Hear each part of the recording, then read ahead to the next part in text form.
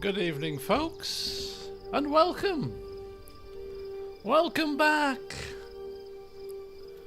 for a little bit of a special Baldur's Gate 3 stream. How are we doing? Good evening, folks. Ungodly Freak, welcome. Good to see you again. Cham, Ollie, welcome, welcome. Here we are. It's good to be back. I'll probably play this session and I'll be like, oh, do you know what, I can't wait to play anymore, so we're just going to crack on now.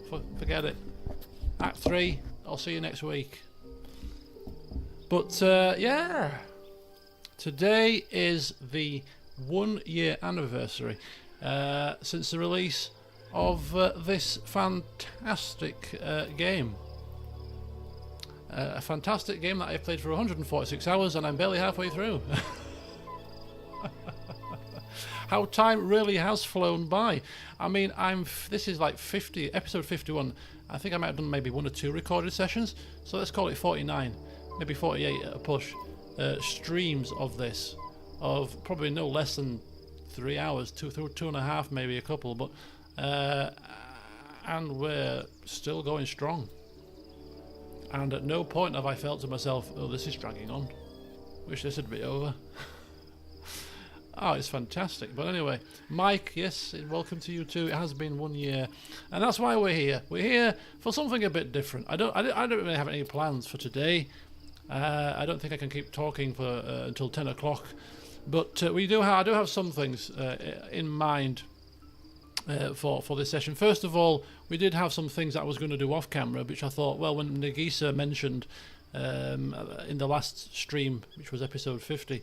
That we were coming up to the 1 year anniversary of this game. I thought, oh, I can do these during this stream. So, for example, Volpus. We know how Volpus likes to change his look every so often. He's not the kind of guy that likes to be walking around in the same kind of clothes for weeks and months on end without changing them. To walk around with the same hairdo and the same look. He likes to change things up a bit. I think it was you, Ollie, that called him a narcissist, and I was like, when you said it, no, he's not a narcissist, and the more the game has progressed, I'm thinking you were probably right. So we're going to give Vulpus a makeover. That's going to be one thing that we do. We're going to get our party set up for our escapades into Baldur's Gate for Act 3, which means that we'll see who we're going to bring, and then when we figure out who we're going to bring, we're then going to get them decked out accordingly, ready to rock and roll. And then, whilst we're doing all of that, we can kind of reminisce about, favourite bits of the game in the first couple of acts. Not to spoil Act 3, of course. You might want to reminisce about favourite parts of the LP. But it's just something a bit ad hoc. I didn't really want to play actually some Deus Ex today, but I thought it was only this morning at 8 o'clock that I thought, I'm sure that today's the anniversary of Baldur's Gate. Something was just telling me in the back of my mind, because I remember it being a Wednesday for certain, because Wednesday's a non-football day for me, and I remember saying, oh, I can stream it on my anniversary because I don't play football. So I thought, is it this Wednesday or next Wednesday? I'm sure it's this Wednesday. Anyway, I obviously Googled it and it was this Wednesday. So I thought, oh, perfect. Well, we can do it today. So yeah, we've got lots of makeovers to do. Some music to enjoy, I'm sure. Some conversation, because, we haven't talked to our companions since we got to this particular part, and we have kind of advanced to a new act, so they might have new stuff to say. So we'll have a chin wag. We'll, of course, have to concoct the ultimate supper. The ultimate supper for them all. We like, I don't know about you guys, but I like the what we're having for tea tonight in camp minigame. It's a particular highlight for me. So, we'll do all of these kind of things, and we'll see what time it is at that point. If it's a reasonable hour, I might dip a little pinky toe, to quote the Americans, into Act 3. I might do. Not promising. We'll see how it takes us. But yeah, Joker Jake, welcome. Good evening to you. Hope he's not started to bald. Our Volpus, if he started to bald, he'd probably put a wig on. He's a narcissist after all. Isn't that right, Ollie? Anyway, sorry, I'm here sipping away like it's a party stream here, which it is of sorts. It's a Baldur's Gate party stream. It's a new party stream to the channel. Right, so I don't know how many of you know this. Probably a few of you, of course. I'm taking the mickey because I've really had a bit of a hard time over the past 2 months. Those of you on the Discord will know more than those that aren't, but I've suffered with some health concerns over the past 2 months, and some of them have been pretty unpleasant, some of them have been quite mind-boggling, and the fact that they've dragged out for 2 months, being a usually fit and healthy person who gets over illness pretty quickly and pretty effectively, you know, without much of an issue, being ill and having symptoms that have just continually sprouted out of nowhere for 2 months, even as recent as last week, and some symptoms that have just lingered for weeks. I've gone through the mill, and I have had scans and whatever else. Anyway, the CT scan that I had on Monday was quite a big one because an MRI scan that I had that I paid privately for 3 weeks ago showed that I could have had some slight issue with my bile ducts, which might explain why I've had some of the gastro type issues that I've had. So I was a little bit, I say worried, but you know, if anything was going to show anything, this scan was going to show something. So this was the big one. I've still got other things happening. I've got a nerve conducting test to have done for the kind of nerve type issues that I've had. I've got to still wait for the results from my ECG that I had 2 weeks ago, the 7-day ECG, which was annoying having those things stuck to me, which has caused some skin issues. Still I'm itching after taking those bloody probes off, and the ultrasound on my heart and things. I've got an ultrasound on my spleen, which I'll tell you about very shortly, to look forward to see whether or not I've got a spleen. It transpires I do have a spleen, but there's more to the tale. But yeah, so I've been through the mill. But the CT scan today, I got a phone call this morning at 9 o'clock, and the phone call was from the doctors. I saw the phone number and I was like, oh, it's a doctor's. Oh, this can only be one thing. And the woman who was receptionist clearly said, hello, I'm speaking to blah, blah, blah, you know, yes, confirm your date of birth, yeah, thank you. Are you free for an appointment at the surgery at 11:20? Well, clearly I am free because, yes, I'm working, but I've got a very flexible job, so I can come. It's not a problem. I'm working from home today. I can be there. What time? 11:20, right? Book me in.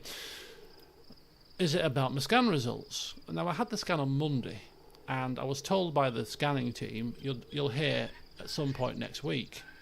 So I'm like, why the rush? For a start, getting an appointment in my doctor's same day or any kind of short-term appointment is very slim to none, so clearly it must be urgent if you've booked me in, want to see me in 2 hours' time from ringing me. And second of all, the scan results have come back earlier than I was told they were going to come back.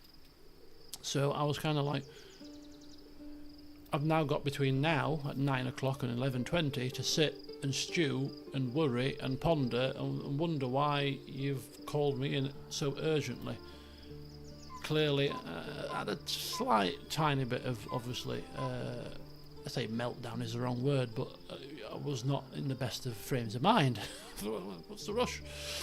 Anyway, I guess to the doctor's surgery and sit down with the doctor after waiting for about 20 minutes. They were running behind, as usual. And the first words that the doctor said, which I found was rather off-putting, was, how can I help you? How can you help me? How can I help you? Sorry, you've called me in. I'm here because I got a phone call to discuss some results, apparently. Unless I've been mistaken. He went, oh, tell me a little bit about... Because he was a new doctor. I've never seen him before. A very nice fella. In fact, I want this guy, if he's somebody that's regular in the doctor's surgery, I want him as my regular doctor because he was really nice and very thorough. Can you just tell me a little bit why you had the scan whilst I find the results? I'm like, so I guess as a doctor, I'll give you the abridged version. If I give you the full version, we'll be here for half an hour. So I'll just stick to the basics. Basically, I've got gastro problems and I had an MRI and it showed I had bile duct dilation. Therefore, a CT scan was recommended. As simple as that. You don't need to know all the rest of the stuff that's happened right now. He said, oh, here's your results. Okay, thank you very much. Anyway, he read through the results and, yeah, and long story short, everything was fine. Praise the Lord. Pancreas fine, I knew that anyway. Liver fine, I knew that as well. Gallbladder fine. Wasn't quite so sure about the gallbladder because I thought maybe that could be causing something with the bile ducts, maybe some stones or something, but no, they were fine. And then they said bile ducts. Bile ducts are fine. Now at that point I was like, fine. MRI scan said slight dilation. Filling defects. He said nope, bile ducts are fine. Thank God. Yep. And then he went even further. Lower bowel, small bowel and big bowel. Have you got two bowels? I'm like, I don't know, got two bowels? Upper bowel, lower bowel, or big bowel, small bowel? I can't remember what he said. At this point, I wasn't even interested in it anymore. You've given me what I needed to know. Bowels are fine. I said, well, I kind of knew that because I had a fit test done and there was no blood. He went, yeah, okay, that's extra good news. He said, lymph nodes. I'm like, what have they scanned for here? Have they done the whole flipping kit and caboodle? He said your lymph nodes are fine, which he said that's a very good sign because if there's anything at all untoward, they would be an issue. Your bone marrow's fine. Bone marrow, I didn't know he was scanning for my bone marrow, but that's another tick off the box. I'll take it. So I thought, oh, this is marvellous news. In one mind, in my second mind, I'm thinking, that's all well and good. But what's causing this? Because I haven't been fine. But we'll cross that bridge when we come to it. But he said there is two things here that's been mentioned. I'm like, oh, okay, crack on then. He says, your appendix, slight bit of inflammation. Have you had any kind of pain in your lower right area? I said, no. I've had pain in the lower centre area, in the upper right area, in the upper left area, everywhere but down there. He says, oh, lie on the bed, let me just check. Did a pressing on the air. He says, how's that? I said, yeah, it's fine. Okay, if your appendix was bad, you won't be able to bear me touching there, so I'm happy with that. Monitor it. If you develop any pain down there, ring 111 immediately. I'm like, okay, fine. So a slightly inflamed appendix, which might account for some of the kind of shivery things going on. If there's a little bit of inflammation in my body, maybe, I don't know. And then he doesn't know about my spleen, by the way, this doctor. He says, oh, there's a comment about your spleen. I thought, oh, go on then. I've not got one, have I? He said, but I was thinking that in my head. And he says, now I can't remember the wording, but basically something along the lines of dark, shadowy, small spleen. Now normally when you hear shadow on any scan, that's never a good thing, is it? You think shadow in your lungs, never good. Shadowy, dark spleen. And he says, but they've commented that you had a CT scan done 2 years ago and it was the same. Now my first thought was, well, why didn't anybody mention that 2 years ago to me for a start? But he says because it hasn't changed in 2 years, then there's no issue there. But there is an issue there, doctor, because it's not a normal spleen, is it? Clearly, from the description of it you've just given me, that indicates that that's not normal, is it? I'll just also tell you, doctor, if the MRI scan that I had didn't show a spleen, so it might not have seen the spleen because it's dark and shadowy. You're telling me the CT scanner's called it shadowy and dark and small. but I've got an ultrasound at the end of the month to check my spleen in great detail. So now between 2 CT scans and an MRI scan, it's now pretty clear that my spleen is abnormal. Not to the point where it looks like it's an issue, but it's clearly not a regular spleen, because 3 scans now have shown either couldn't see it, or it's small and shadowy, shriveled. I've got pictures of it being this kind of shriveled little thing that didn't form properly. So that was the thing that was the main issue, if you will, with the CT scan. So that's not concerned, because the doctor wasn't concerned about it. Unless he was concerned about it and he's just like, but you've got an ultrasound, so it'll show it in more detail. I've not read it as that. I've read it as it's not changed in 2 years in terms of shape or size. They weren't going to recommend any further scan as a result of it. It just so happened that I was already having an ultrasound anyway from the MRI result. So I'm kind of like, well, we'll see what the ultrasound says about my shriveled spleen. So anyway, I'm taking it as good news, and I don't want to be premature about celebrating too early, but I mentioned, I think on a stream or some video recently, that since Friday I felt completely like my old self again, which is really, for me, has been really good, because the folate levels that were low was another issue that was identified on last Monday, and I'm taking folic acid.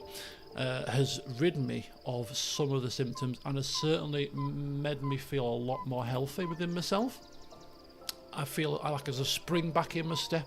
I feel like I'm jovial again, whereas the past 2 months I've been not quite so jovial. I've put on a brave face. I've been smiley where I could try to be smiley, but internally I've been obviously worried and anxious, and anything that I do that used to bring me pleasure might bring me a little bit of something, but not the same levels of pleasure, because there's always that niggle at the back. Whereas since Friday, even before these results, I've felt a lot more well and a lot more like my old self. And I can only put it down to the fact that either the folate levels raising is doing the trick, or that whatever virus I picked up when I came back off my holiday is finally beginning to work its way out after 2 months.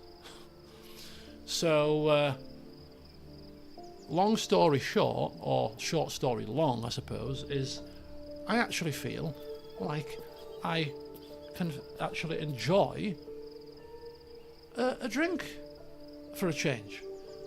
So I'm having a Captain Morgan's and ginger beer to accompany me this evening on the stream, because I feel much more perky today. This is the perkiest I've felt for 2 months. For 2 months. I haven't been drinking. I've had maybe 2 on a Friday and a Saturday, maybe even 1 sometimes, because I've just felt not well. So I've not even enjoyed a rum with the same, with the same enjoyment as I have been. So this is one of the first rums that I've had since the beginning of June, where I feel like I can fully enjoy it. So cheers everybody, and we're going to give Vulpus a little bit of a makeover. If a doctor is concerned, they have to tell you. Well, he didn't tell me, so I'm taking that as good news. And as for, do you even need a spleen? No, you don't, but it's better to have one, because it controls the production of your red blood cells and your white blood cells, and it's part of your immune system. So if you don't have one, your immune system isn't as good as somebody with a spleen. So if my spleen is like some deformed thing, it's kind of shriveled and a black mess, then clearly my immune system won't be as good as it should be. But hey, at least I have a story to tell people that I meet for the first time. Hey, I'm one of those rare people that have got a shriveled spleen. Weirdo. I diagnosed you with thirst. Oh yes, I did say when I streamed episode 50 that I was going to, for this episode, open the bottle of rum that I've got downstairs, which is the one that I paid 150 quid for in Jamaica, the 21-year-old Appleton's Reserve. But I decided against that today, I'm saving it for Friday. So I thought I'll make do with regular Morgans this evening. So, Brandon, welcome. Good to see you, sir. Hope you're well. Some crazy tropical virus. Yeah, it's not beyond the realms of possibility. It is not beyond the realms of possibility.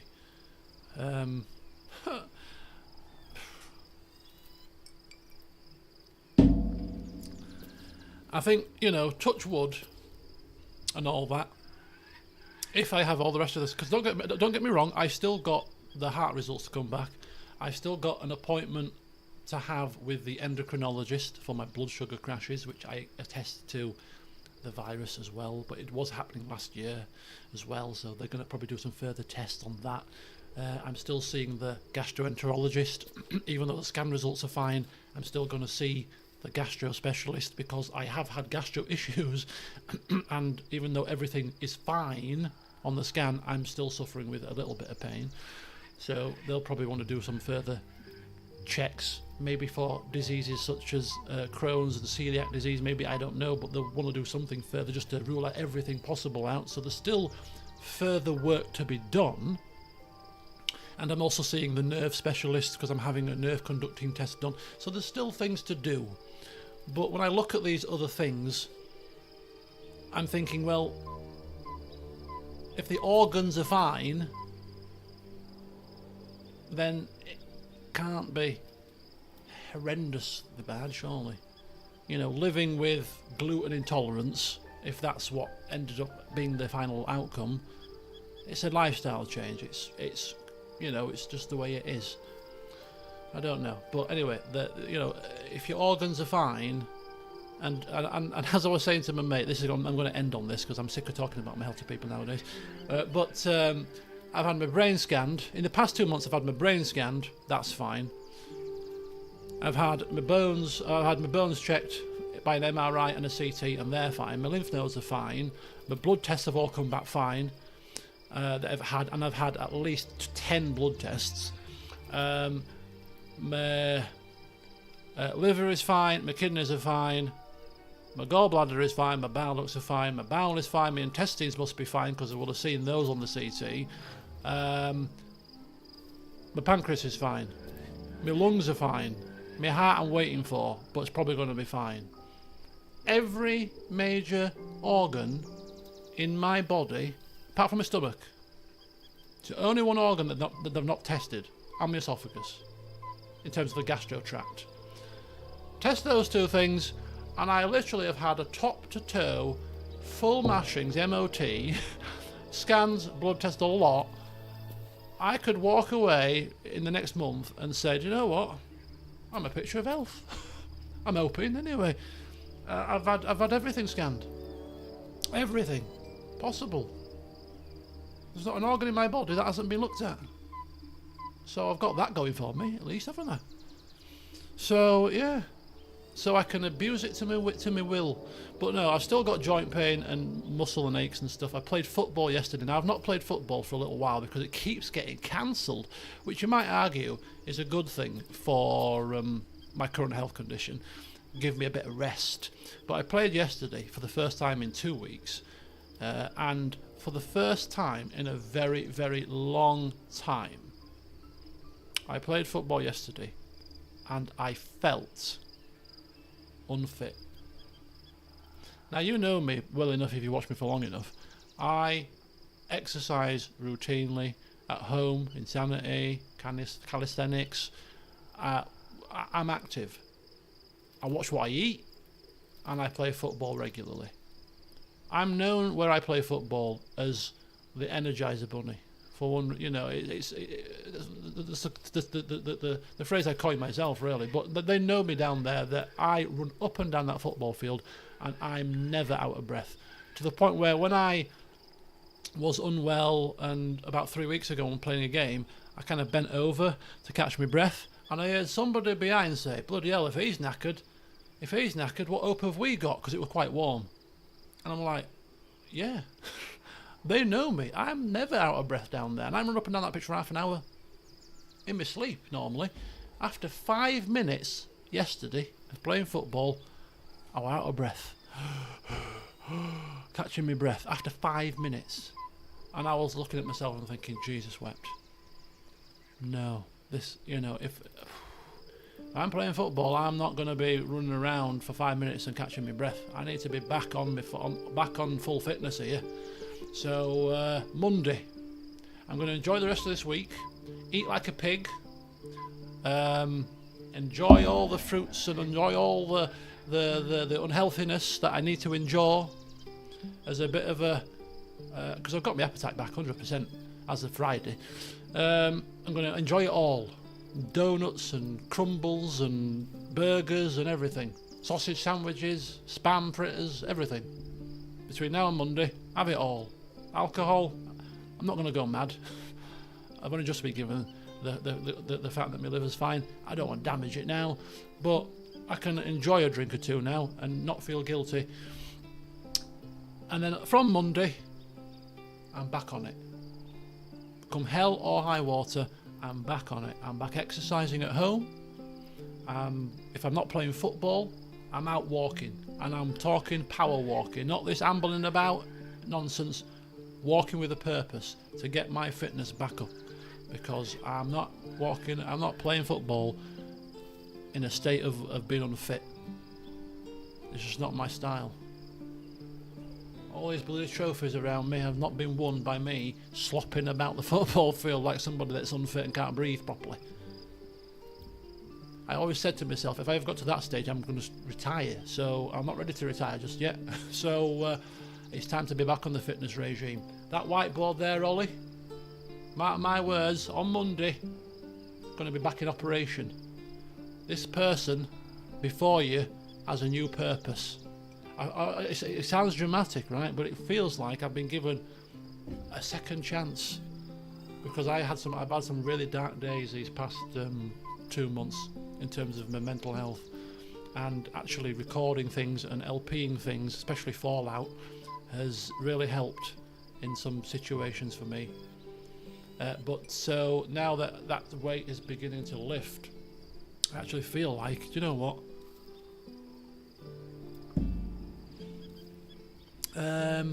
Yeah, there's some things I wanna change from before this all happened, and some things I want to continue on. For example, the channel. I'm going to continue, hopefully in the same vein that I've been continuing for the past maybe 6 weeks or so, where I'm getting a lot of content up, lots of recordings, streaming where I possibly can. Because I did slip a little bit over the past 2 years. It's been, a lot of streams and not much else, and streams not as regular as perhaps I would have liked, because there is life outside of this. But I've really enjoyed the past 6 weeks, I would say, recording those Fallout sessions and sticking to maybe a smaller schedule of games, but playing them more regularly. So Deus Ex, for example, and Fallout, being 2 of them, but the same for CK2 as well. So yeah, I'm definitely looking forward to getting really stuck into some games now, because it made me realise that there's a lot of things I enjoy doing that I really need to do a bit more of, and perhaps stop messing about so much with certain things. And so anyway, there you go. There's my flim flam for half an hour. And now we're going to do some Baldur's Gate 3. So let's go find the magic mirror.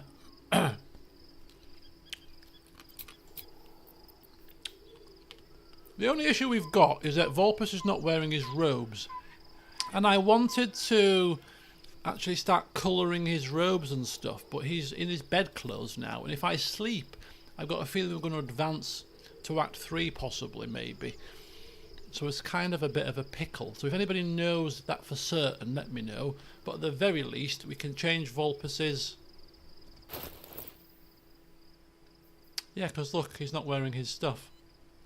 He's got it on, but he's not wearing it.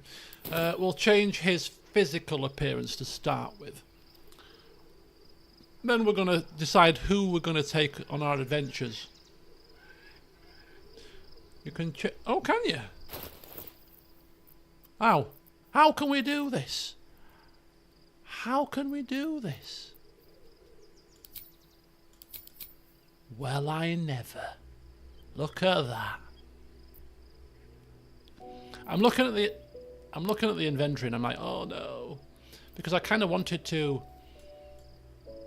deck everybody out in all the inventory items that I wanted to put them in, and I wanted to go and sort through the inventory and put everything in the... I kind of wanted to avoid doing this in this game as much as possible, but I'm going to concede now, and literally when we get any new equipment, any new items, anything at all, it's just going to the camp stash. It's going to chuck it to the camp stash and deal with it when we come to camp, because we've got people that are carrying loads of superfluous stuff. I think you should play out the night and do it the next day. What, you mean do all of the changing of appearances and all that? No, we'll do it now. We do it now. Whilst we have the nice tinkly music. Right, okay, where's Magic Mirror? Did we come up here? We did come up here. Look at the view as well. I should have taken another look at the view. Now, didn't you say, was it Ollie? Somebody mentioned recently that this game is getting a photo mode. Did somebody mention that? I'm sure somebody did.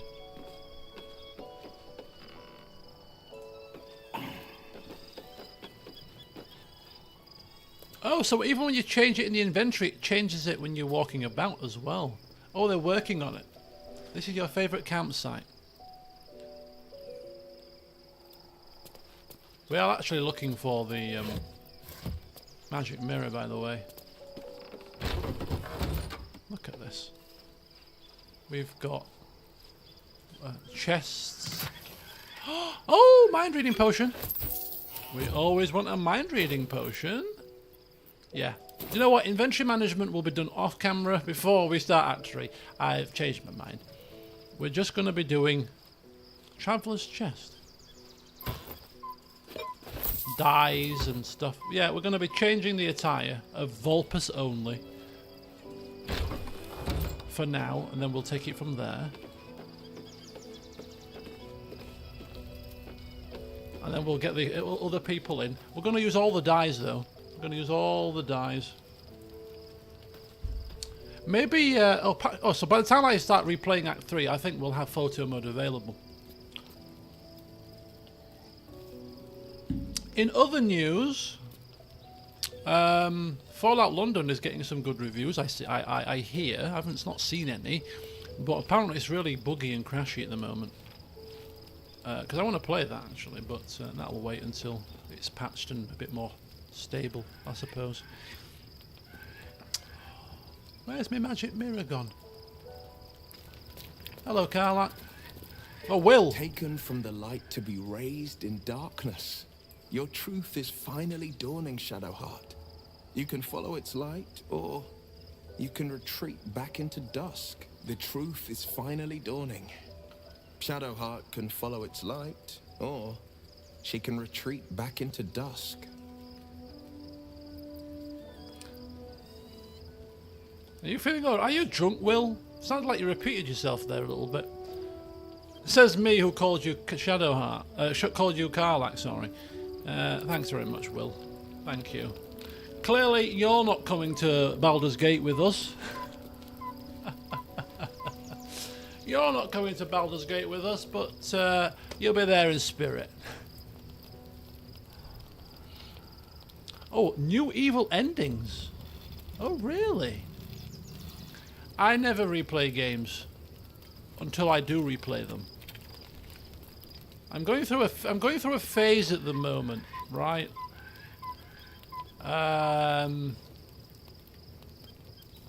Where certain games I think, oh, I want to play that again.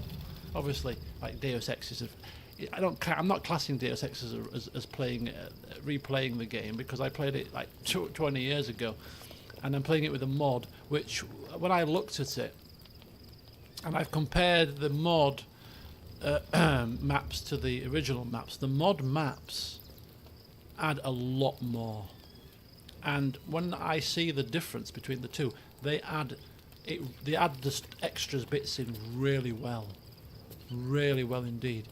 Yeah, it's really, really good. But yeah, obviously Fallout was a game I've never played it before anyway. But yeah, but I was considering replaying some games that I've played before. I'm not going to tell you because I don't want to spoil any surprises. But one of them was Dragon Age Origins on the PC, and in my current kind of frame of mind, where it's like, you know what, if I want to do it, rather than putting it off, or rather than thinking, well, I don't think it's going to get that many views, maybe, or maybe people want to see it, I don't care. You know, I mean, I've not really put much stock in that, but even less so now. I'm like, you know what? If I fancy playing Dragon Age Origins again on the PC with some mods, that's what I'm going to do. But yeah, exactly. So, replaying this game is on top. Not on camera, clearly. I think that would be too long, maybe. It's taken me this long to get this far. But don't tempt me to play Origins yet again. Oh, by the time I finish playing Origins with my wood elf, what is it? Forest elf, wood elf? I can't remember. But I've already got my character sorted. It's going to be a wood, the elfy type, dark elf. Hi, what's the race? It's been a long time. But the elves in the forest, Dalish. Yes, I'm going to be playing as a Dalish elf female character. I've already picked it. I also started researching the Dalish elf history in preparation for it. I'm already making moves. People. When you've already got a character in mind, it's a good sign that it's going to be happening soon. Anyway, how soon is the question? Because soon could be 2 years away, knowing my time scales. But yeah, my second playthrough would be a Dark Urge playthrough, 100%. 100% would be my second playthrough of Baldur's Gate. Because yeah, I've heard from many sources it is you're getting a lot of difference there. And considering I played a Goody Two Shoes playthrough, for the most part with good old Volpus, he's not got a bad bone in his body, bless him. He might tick a few people off because he says the wrong thing at the wrong time, but it's with the best of intentions. Playing somebody that's quite evil is obviously also got to be done, just to see the difference in what happens. So yeah, right. Anyway, so we have assessed the situation, and Will is not coming with us in Act 3, at least to start with. So now we switch our attentions to the lovely Lizelle. So let's have a talk to her. Shadowheart was no true child of Shah, merely a captive. She must have her vengeance. Not under my watch. It's all about peace and prosperity here. Right, okay. So, Lizelle, very vicious, very violent, tried to get me into bed on the first night that we knew that she was in our camp. But, put us off. Well, hang on a second, love. Let's have a drink first. So, Lizelle is not coming with us either. Sorry, Lizelle fans, but she's staying firmly in camp where she can do no damage with her fierce tongue. Thank you very much, Lizelle, for your input. Moving swiftly on to the next part of camp, which is very spread out, but it looks very nice. So Dark Urge is more of a canon playthrough, which would be pretty cool. Poor Will, I would call it horny. Oh dear. Listen, I had a couple of drinks at my friend's house before I started the stream, and I'm only talking literally 2 shots of Fireball whiskey. I'm not like hammered here, but I haven't drunk alcohol for a little while. I don't know if I should be telling this, but I went to the opticians. I went to the opticians today because A, they texted me last week to say your bi-yearly checkup is due, and B, I rung them because on Monday I woke up and my vision wasn't blurred. All I can describe it as is I put my glasses on and I couldn't focus on anything properly, like I'd put on the wrong glasses. So like if you put the wrong glasses on and if everything is a bit like beer goggles almost, you can't see properly. It's not blurry, it's just not right, is all I can kind of describe it as. So I booked an appointment with the opticians just for that. So anyway, I went to the opticians today and had the full mashings. I had obviously the test for the glasses, and my prescription has changed slightly in my right eye. I've got astigmatism in both eyes. This astigmatism has changed, which means my lens has moved 3 degrees. So he was like, after he's done all his little bits and bats, can you see that? Can you see this? What's that? This better? That better? This better? Chit. He went, right, your eyes mean that you need a 3 degree change to your lens. And he says, just I'll cover that one, and I'm just going to do this with your glasses. Move your glasses 3 degrees like that. And he just went, bing, and I went, oh, that's better. So my lens has like just moved a slight smidge in that way. And when he moved it, I was like, oh yeah, it's better. He went, yeah, your lenses, your prescription's changed by 3 degrees. I'm like, oh, this is all fascinating stuff. So he did his little. So I need new glasses. There's going to be a lot of flim-flam stream. It's a party stream. We just talk. We'll do some Baldur's Gate things as well. We're going to do some reminiscing. We're going to do some Baldur's Gate 3. Don't worry. But yeah, so I got that done. He did the eye pressure. He did the scan of the eye, where you can see the whole eyeball basically on a model diagram, and you can see the retina, and you can see the optic nerve, and all the rest of it. You pay £30 for this. It's all a proper eye scan. He did that, and he did the peripheral eye test, where you look at this thing and green dots are flashing about, and you've got to click how many dots you can see. The gust of wind, I hate it. It's not painful. It's just like, open your eye wide, and you open your eye wide, and it's like, I know it's coming, so you're kind of half squinting, expecting it. Open your eye. It's open. Stop anticipating it. It's like, bloody hell. Oh. Yeah, so my eye pressure was fine. So everything was fine. My eyes are perfectly fine, just a slight change to my prescription. So I was happy about that. So I'm like, well, what the hell caused me flipping weird vision yesterday? Who knows? But anyway, I'm just glad my eyes were fine. So I'm picking frames, right? Now look, I'm not a vain person by any stretch of imagination. But when it comes to glasses, I wear these things 24/7, apart from when I'm sleeping. So they've got to be right. So I don't care. When I'm picking shoes, when I'm picking trainers, when I'm picking clothes, I'm like, yeah, I'll have that. Yeah, I'll have that. Yeah, they'll do. I'm not that bothered.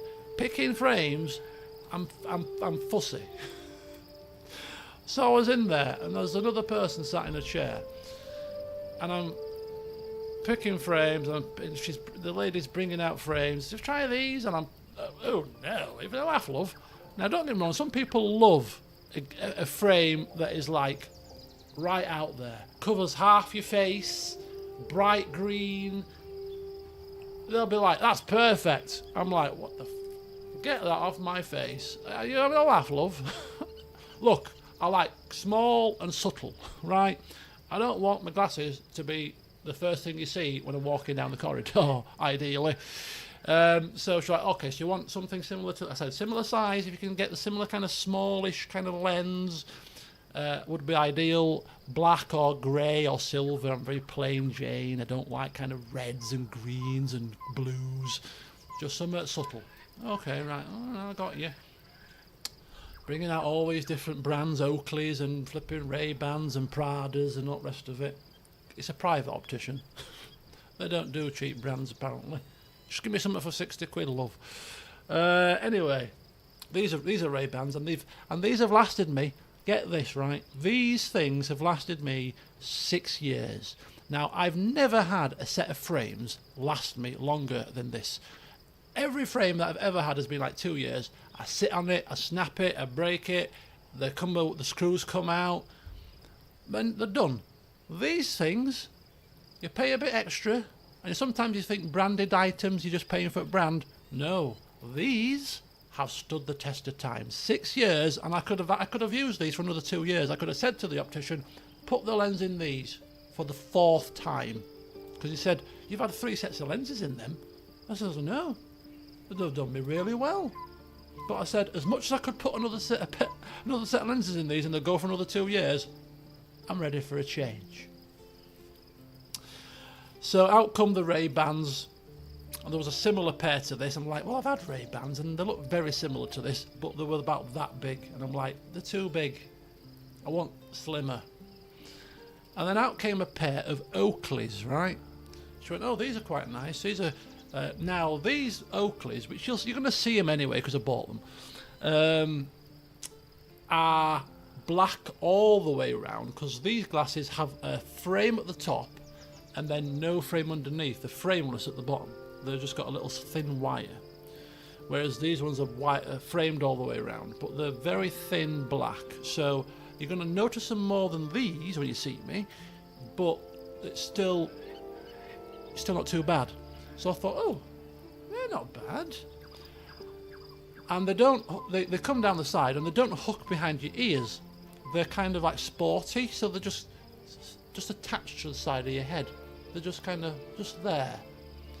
Now my glasses are photochromatic because I've got a quite sensitive to light, so they turn tinted in the natural light. So when they turn into sunglasses, when I'm outside or in the sun on holiday, they're going to look really nice because they're a sporty glasses. The frame, they're quite sleek down the side, thinner than this, but they're sleek down, nice frame. But they were a little bit wider than these. I'm like, a bit wider, but it's not too bad.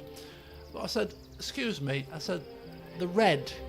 They had a red arm. I said, the red. Have you got these in just black without the red on? Because I'll take them. She went, oh, I'll just speak to James, the optician. And anyway, James went on his computer. He says, oh yeah, we've got them in silver, we've got them in blue, whatever. You can have them, whatever you want. We've got them in stainless steel. I can't wear contacts, Mike, because of my astigmatism. Well, I can, that's a lie, but I have to have specialist contacts. I can't wear disposables or anything like that. And they said that if you get contacts, the stigma will be problematic. So I'm like, nah. So anyway, he pulls up the catalogue of these Oakley glasses, all the different versions and colours and stuff, and he says, yeah, you can have them in all black. I went, yeah, winner. I love black. I'm very boring. I'm wearing a black t-shirt. I like black, so all black, perfect. None of this red nonsense on the arm. And he says, oh, they come in 2 sizes. They come in medium and small. I went, well, what do you mean medium and small? He says, well, that is to do with the thickness of the lens. Those that you've tried on were medium. We do them small, aka this width. I said, that's bloody perfect. I said, order me them in black, small, you've got yourself a deal. So I ordered them. Now the reason why I'm telling this story is because somebody mentioned something about, I can't remember what it was, what you'd mentioned. Oh, it was about Lizelle and you know, jumping into bed and all the rest of it. It was triggering my thought process. As I was trying glasses on, someone was sat in the chair waiting for the next appointment, so I'm trying glasses on, and a voice chirps up. Now, I'm kind of very... Look, I do this, and I'm very confident in a lot of things, but when it comes to being complimented, or when it comes to certain things in life, I'm kind of a bit shy, you know. You might not picture that from somebody that flipping is sat in front of a camera most of the week and goes on TV and don't bat an eye. On the chase, they were like, you're very confident behind the camera. It's like, well, I do it every day. I do it every week. I know it's to people that I can't really see, but it's, you know, it's a small audience, but I'm used to talking to a camera. As much as it's a little tiny webcam, it's still the same principle, whether it's a big camera shining on my face in a film studio. It's not a problem, love. But when it comes to certain things, I'm quite introverted, I shall say. But anyway, somebody chirps up in the chair, waiting for the next appointment. I'd offer you some advice on what to pick, but you look good in all the lens. You look good in all the frames. Excuse me? Hello? Excuse me? Were you hitting on me there? I'm not quite so sure. I don't usually get this kind of stuff happening to me. And then my phone rang. And it was my mate ringing me because I texted her earlier. And the same voice chirps up. Oh, Game of Thrones? What do you reckon of season 8? Hang on a second here, we're in the middle of the Opticians here. We're in the middle of the Opticians here. I've got a receptionist and people listening in. I don't know. Obviously, I give a bit of small talk, but in terms of anything else, I was like, oh, Jesus Christ. I've never been hit on quite so overtly before in a public place. It was very strange. Anyway, it made me feel good about myself. I thought, oh, clearly the old dog's not past it just yet. The Opticians, yeah. I could have cracked a witty joke about the fact that I can't see you because I've not got my glasses on. Is that a joke or an insult? I don't know, actually. Maybe not. Maybe I should have just kept quiet. But anyway, I walked out of there quite gutted that I wasn't quite so coming back with anything quite so witty. I had many witty remarks after the event. Oh, dear. Let's just say I walked out of there kicking myself. That should tell you all you need to know, Cham. Kicking myself. Oh, I was gutted afterwards. I thought, oh, damn. I've missed a trick there. But anyway, look, there's plenty more fish in the sea, right? Maybe I'll see them with my new glasses when they come in 3 weeks. Deary me. Anyway. Yeah, Lizelle. Lizelle in the Optician's version. Clearly not beating about the bush. And I didn't take the hint. Well, I did take the hint, but I just didn't know anything about it. Anyway, there you go. That was the sum of my excitement for the day. Apart from being told that my organs are all fine, I thought maybe this is a sign. Maybe this is a sign. Who's this lying down chilling? It's Karlach. Where this place he was hit on by the opponent during a wrestling match. Listen. I'm going to say this. You know what? So I can't remember who said it to me, but somebody said to me once. It might be my own mother. You know, it don't matter where you're going. You're going to make sure you look presentable. Because sometimes I go to local Lidl, and I think to myself, I'm only off at Lidl. I'll have my best jeans on that I've just thrown on that are probably a bit too small for me because they've been in the wash 15 times. Some raggedy t-shirt that I've just thrown on, walking around. My hair's not cut, my beard's overgrown. I'm only off to Lidl. Who gives a crap? But you just never know who you're going to meet in a Lidl or in an Optician or in the Tesco Express. Put your fuel in, do you? I'm quite happy to be single, and I've been single a long time, a very, very long time, quite happily. But you just never know who you're going to come across, do you, in these situations? And so it pays to look presentable. So clearly I've done my beard recently because I went to work, to the office last week, so clearly I've done my beard. I've had my hair cut last week because it was getting to the length that I don't like it. And I had my best Armani jacket on. Clearly not in the worst of states. I could have gone to that Optician's far worse than I look right now. And I thought, oh, you know, clearly looking relatively presentable. Has done the trick this afternoon. Maybe when I go to the local Lidl to buy me mince and sausages or whatever, I might make a bit more of an effort. Dear me. You met your wife at the local tax office. Yeah, so there's my life lesson to you all. Even if you think you're just off to the local shops to get the essentials, if you're looking, just make yourself look presentable. You never know who will see you. Seems like 40 is the year when real health issues begin. My friend said that.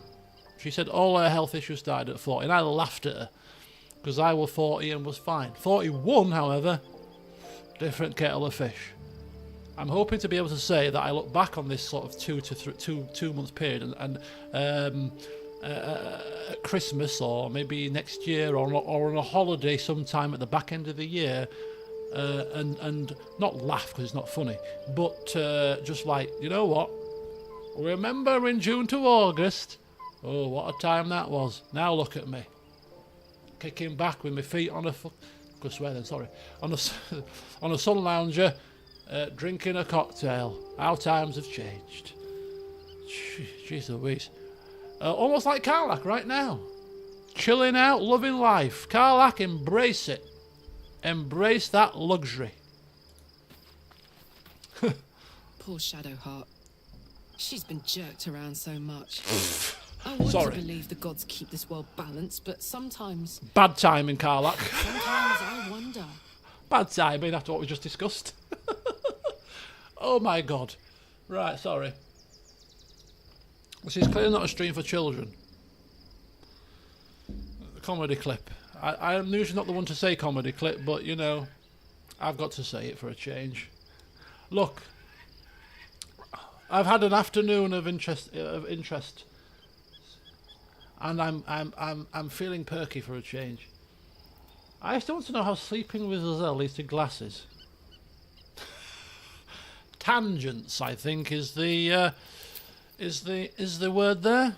Right, so Karlach, as we go to talk to the individuals, Karlach will be coming on the ride with us.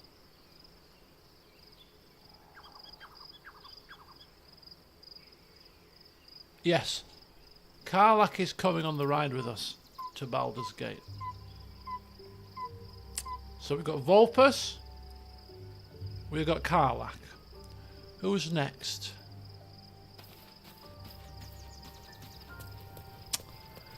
Oh, it's Shadowheart.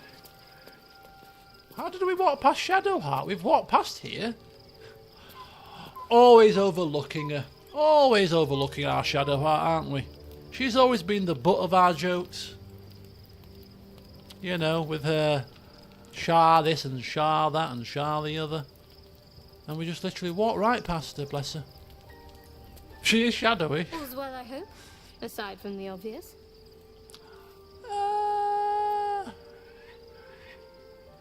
Do you know what? I want to talk about all that's happened to us, simply because I'm leaving you behind, and we won't have a chance to catch up for a while. So tell me now, Shadowheart. Tell me now what you think of me. Really think of me. Fine. What's on your mind? How am I holding... We've never... have we asked this maybe once before? Do you know what? Now that we're giving her a rest... We won't call it ditching. We're giving her a rest. How am I holding up in your estimations? I've got to ask. Because I'm narcissistic after all. How are you holding up? Don't be so modest. I can't remember the last time I met someone like you. Ooh! Perhaps I never did. And never will again. Oh, I feel bad now. Butt of our jokes, casting aside. She's just taken us aback. Oh. I don't know what to do with that information. I know who Shadowheart was into midgets. Shelley? Midgets? How dare you? I'm a gnome, not a midget. I'm a small man with a big heart. And a big sense of humour too. much to the annoyance of some people when I can't control my tongue. She did flirt with us in Act 1, yeah, she did. She's never been quite so forthright, though, has she? Vulpus is like, bye. What do I do with that information? Bless her. I feel maybe she got an inkling that we were going to ditch her to the curb for Gale. And she's pulling on our heartstrings. She just said she'll never meet anybody like me again. How can I, in good conscience, leave her behind right now?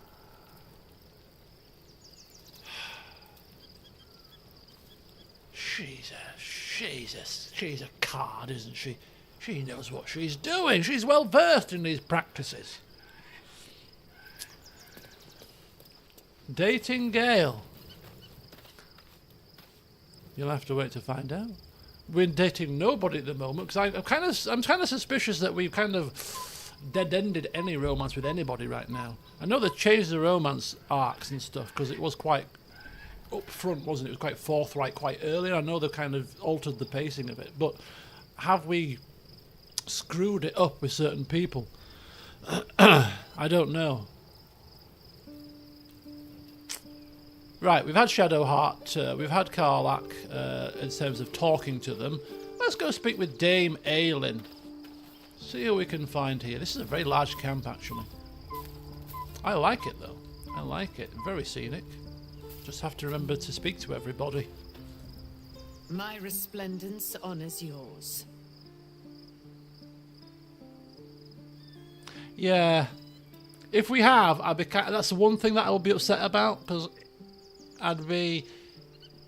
I would like to romance somebody with Volpus, I'll be honest. But if we've kind of burnt bridges with people because of the way that the pacing was before they sorted it out a little bit, that will be the one thing I'll be unhappy about. But, you know, it's not that much of an issue. You know, if Vulpus ends up single for the entire playthrough, I'm not going to lose any sleep over it. And I don't think Vulpus is the kind of person to lose sleep over it either. He's a happy-go-lucky kind of guy. Maybe he's just waiting until he saved the world before he gets his leg over. A due, diligent man.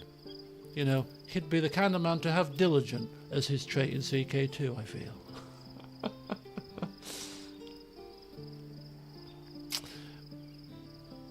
How do you intend to spend your newfound freedom? I am free from my bonds, but not my duty. The dead 3 are risen. The dead 2 remain. You must face them. I will help. I thank you kindly. Pray, ask, and I will tell. We have questions, though. Well, we've asked that, and she said that she would be aiding. She will be aiding. Dame Aelin. She was a useful ally in that last fight, I seem to recall. She kicked some ass. She wasn't messing about. What's in here? Oh, Withers! Hello, Withers. Withers. How the devil are you? Thou walkest alone. On all these harsh nights, thou hast sought no company.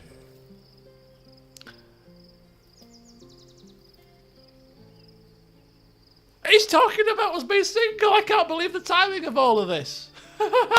This is... Which game was it? It was Alan Wake, right? Where the game seemed to be listening into conversation.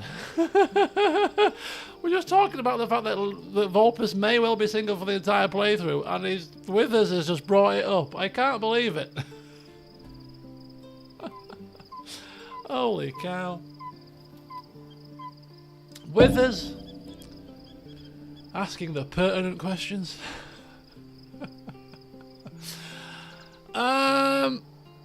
You sound disapproving, Withers. That's not strictly true. I will put it out there. That's not strictly true. It's just timing and all that. And we won't be so rude. So yeah, what are you talking about with us? What, you sound disapproving. That's a bad thing. Love is no domain of mine, but it is often cited as the purpose of mortal life. Is it? Wherefore turnst thou from it? Wherefore turnst thou from it? I was about to say before I realised that it was talking about Volpus's love life, which struck me by surprise considering we were just discussing it ourselves, is that would it be cool? I don't know. Wouldn't it be cool for a day if he just rocked up at work and talked like Withers? Just for a day. Because more than a day might be too much. Maybe even the day's too much. But, you know, talking like this old style English. And just looking at people's reactions at work. You know, the team meeting, logging on, and breaking out into this kind of talk. They were like, is this a dare? What? HR would jump you? No, they wouldn't.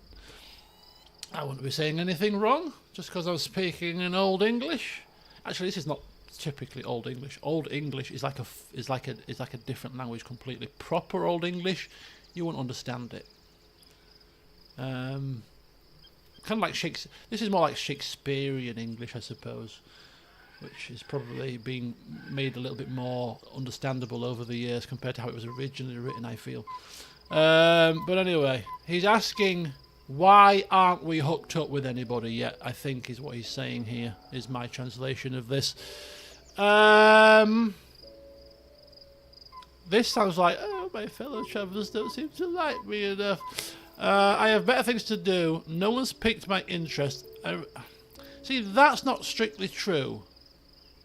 Because maybe people have. Or a person has. Maybe. Possibly. I'm not disclosing anything at the moment. I said I wouldn't disclose anything until it happened. I don't like that. I have better things to be doing. Better things? I have other things to be doing to keep me occupied. But it doesn't mean that we have to be telling the truth to old Withers now, does it? I wonder what he would say if we said this, though. And we're far too narcissistic to say that, because clearly people do like me. Shadowheart's just said that she's never met anybody like us. Even without a nose, Withers manages to be nosy.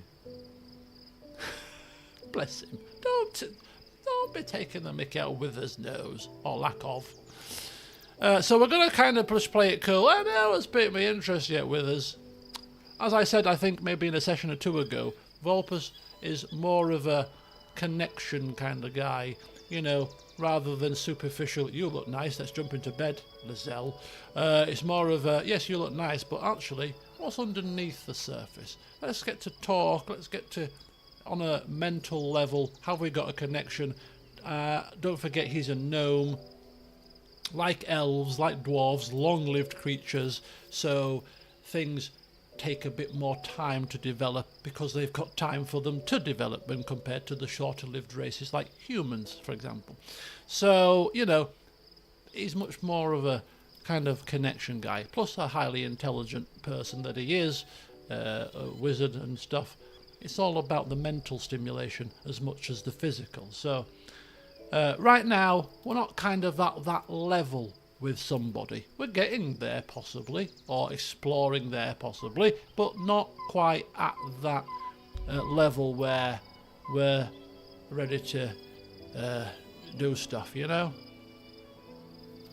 Who would go down want to romance if he was here? The thing is, JJ, that's an interesting question, JJ, and the thing that I would say is it's difficult to ascertain because when it comes to romances, I don't romance many people in my games, you'll probably have noticed. I don't think games do romance very well in general, to be fair.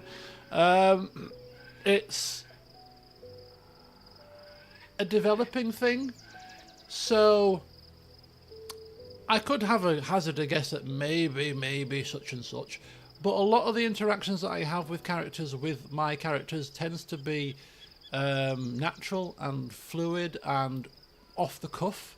So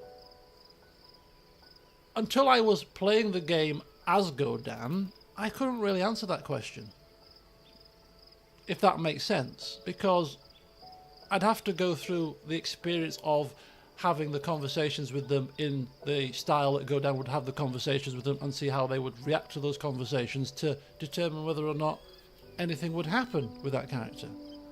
So although we might think that a particular character might seem suited, if they ticked Godan off through something that they did or said, it might completely burn bridges.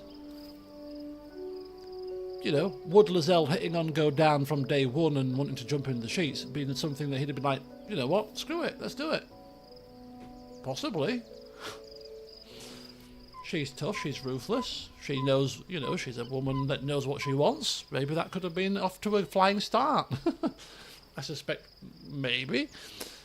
But yeah, that's one thing I kind of, yeah, it's got to flow naturally. Go down Romance Viconia. No. JJ. Go down romanced the beloved Nera, the wild mage with the blonde hair, who was a clumsy fool, but she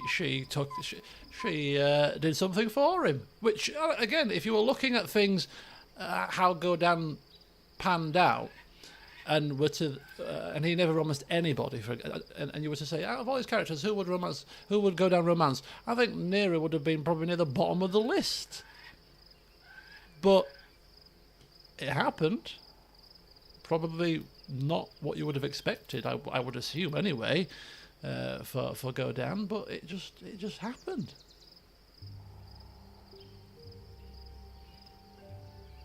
Oh, Baldur's Gate 1 and 2 are absolute classics. It's difficult if you're not fond of old games or you know, but in terms of RPG, you ain't getting much better than those two.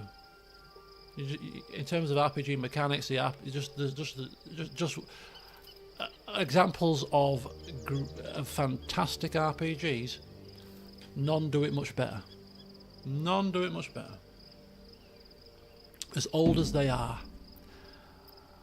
And I kind of am sad in some respects that I never played it on release, because playing it several years after release, it's still a fantastic game. And not many games have that quality. They show their age as time progresses. And as much as that game has obviously a lot of an older interface and stuff, it's still very playable today. So it just does it really, really well. And to this day, it's still one of my favourite games of all time, even though I played it very late. Planescape Torment, I've never played, but I do want to play that actually. That's funnily enough. But yeah, Baldur's Gate 1 and 2, absolutely fantastic games. But yeah, I'll never play them again because I've played them twice over now, both of them. And even though I played it the first time with a wizard character, I can't remember that character. The second time I played it with a wizard character, I can't remember that character. For me, the second playthrough, the enhanced editions, was Baldur's Gate 1 and 2 for me. Godan was Baldur's Gate 1 and 2, even though it was my second playthrough. I can't remember who my first characters were. I can't even remember the choices I made, mostly with those characters. Godan was my canon playthrough. Anyway, so with us as probed and prodded and been nosy, and we have decided that at this moment in time, nobody is quite at that mental level with us for us to quite take that final step. And thus thou art alone. Indeed. Is that what you've got to say? And then he turns his back on us. You having a laugh? And thus thou art alone, and even I'm going to turn my back to you. Are you upset with us? Did you expect me to say that it was you that I had my eye on? Flippin' hellfire. 3 has a lot of references to the old games. That'll be cool. I know Minsk is in this game, and we've not come across him yet, so I know he's to come. Good old. I don't know how, because he's dead. Godan killed him, didn't he? I know. Wizard throwing the attitude out there. What's up here? Okay, let's carry on. Oh, look at... Oh, Gale's got something to say. Interesting. Right, so, Astarion. The gate is closed, as is Cazador. Cazador and his rite of profane ascension.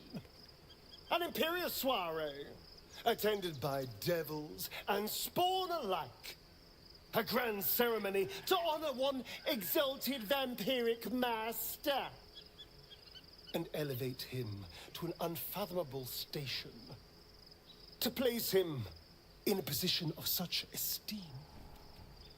The world will yearn to kneel and offer their necks. We need to stop him yesterday.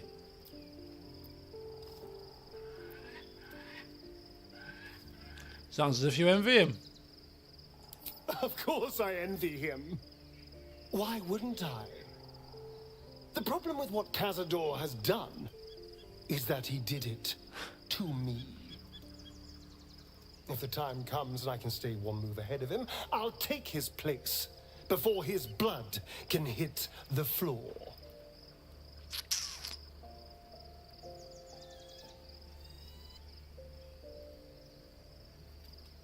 So you're killed to take that power from him?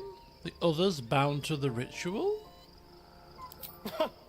What's a handful of the wretch's servants? If they're anything like me when I was enslaved, they're all but begging for death anyway. After 200 years of shit, pure shit! I think I deserve something better.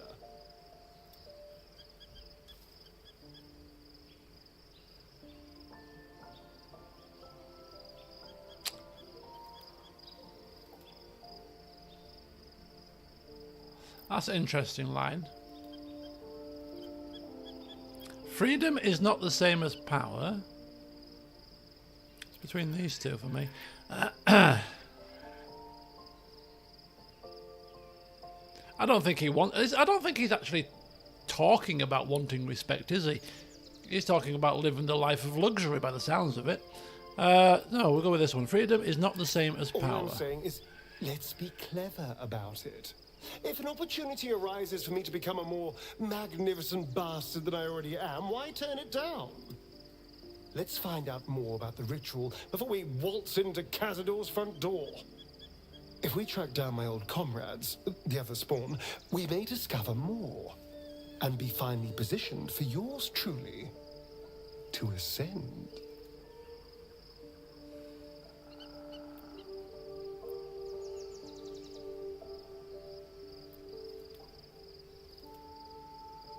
That's also an interesting line. So we will help you to stop him. Won't promise anything else.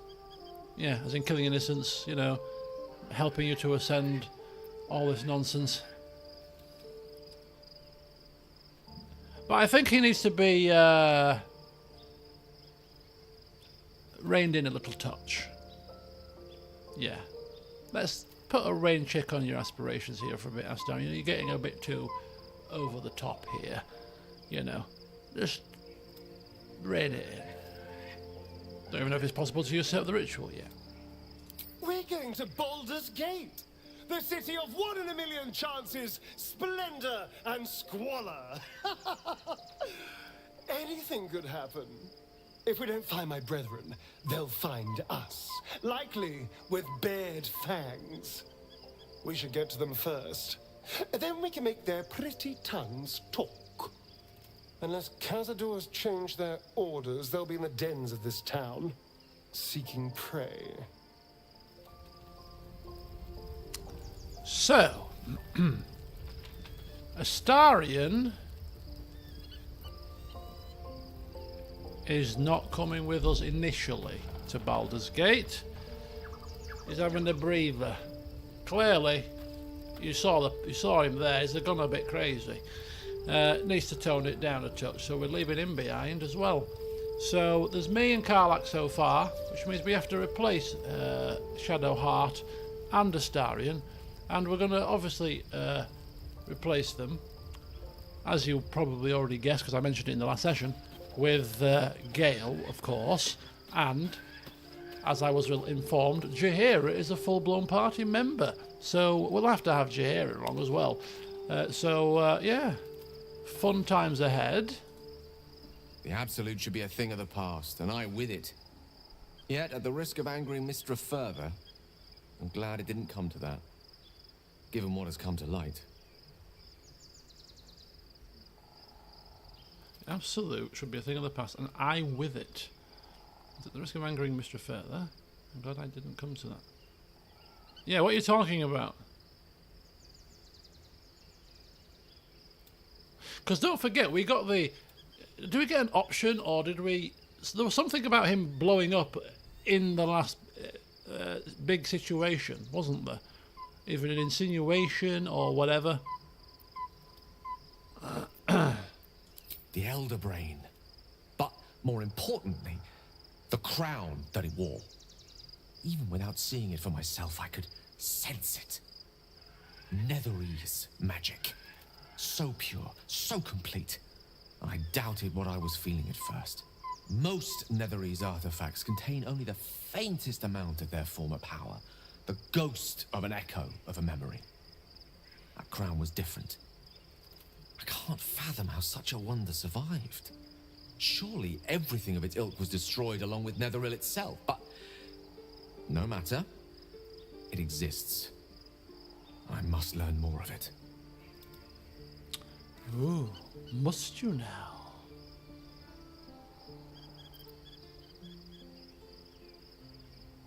Okay, so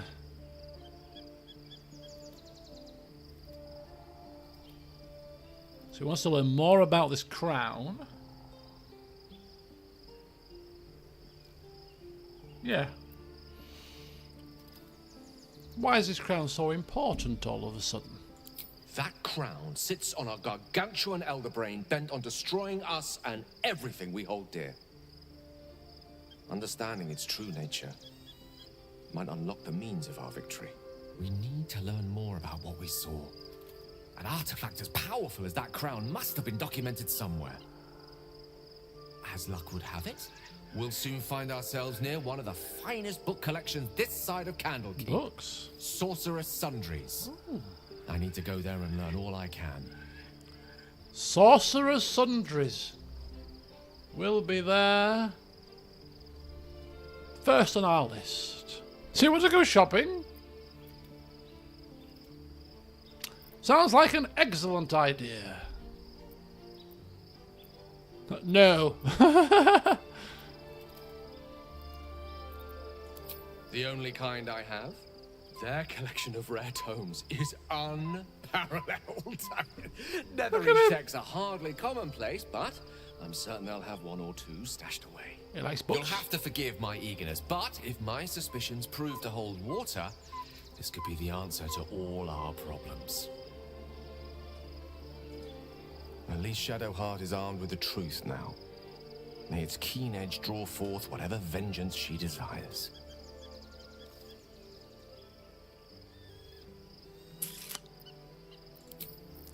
Okay, so Sorcerer's Sundries. Got him a bit excited. Oh, yeah, Sorcerer's Sundries, come on, let's go now. Hang on, Gale, we have not been to sleep. Sorcerer's Sundries can wait for a moment. Was it in Baldur's Gate 1? It might well have been. It rings a bell. It's a cool name. Oh, there's our chest. And here's our mirror. Here's Halsin. Painful truths have been thrust upon Shadowheart. I believe she is strong enough to endure, but her path will be easier with our support. Okay, they're the same options as before. We've got Karlach. Is that everybody? Where's Jaheira? There's us. Look. Where's our little... Where? Hang on, hang on, hang on. Hang on. Oops a daisy. Where's Jaheira? Come on. Jaheira, Earth Elemental and us are up there. Will, Lizelle, Shadowheart, Karlach, Astarion, Magic Mirror. Jaheira is near the tower. Can't see. She up here? What tower? Where is Jaheira? Got all these doors.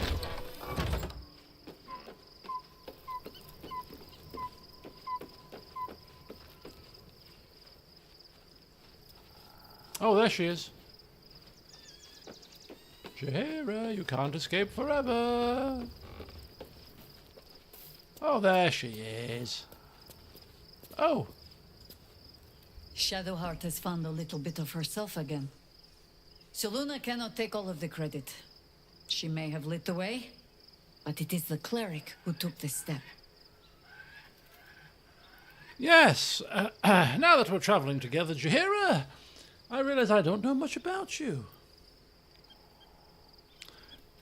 She's obviously, if she's going to fit in with the rest of our cronies, bless them all, she's going to have to bring some problem with her. You know, blowing up soon, Jaheira. No. You know, heart gonna pack in on you, Jaheira. No. Oh no. Okay. Sworn to some kind of curse that might bring you malady or bring death upon us all, Jaheira. No. Okay, you're doing well so far. There's got to be something, Jaheira. Tell me now. What could possibly be waiting in the wings for us? That speaks well of your taste. I've heard my share of bad ballads about things I never did. If you have questions, ask. Just don't expect my answers to rhyme. Yeah, the ghost of Khalid will come forth. Is it true that you fought the Dead Three before? It was Baal alone we faced in our time. And bad as that was, he had no elder brain for a lapdog then. Help won't come from the history books, or from any old tales I can spin you. This is your story to write. There. Have I fulfilled my role as your wise and wizened elder? Please, you're only one of those things. Oh, that's a typical Volpus answer. Don't tell me which. Against all life experience, I will choose to assume the best. Ask it. You mentioned you know something of Illithids. More than I would like. So you can take In my a job. youth, I was a brief and very much unwilling member of a colony's hive mind. I felt the way they think, saw the world as they do. Foul, unnatural creatures who find the foulness in us and twist it to their will. But then, who am I speaking to? You have far more experience than I.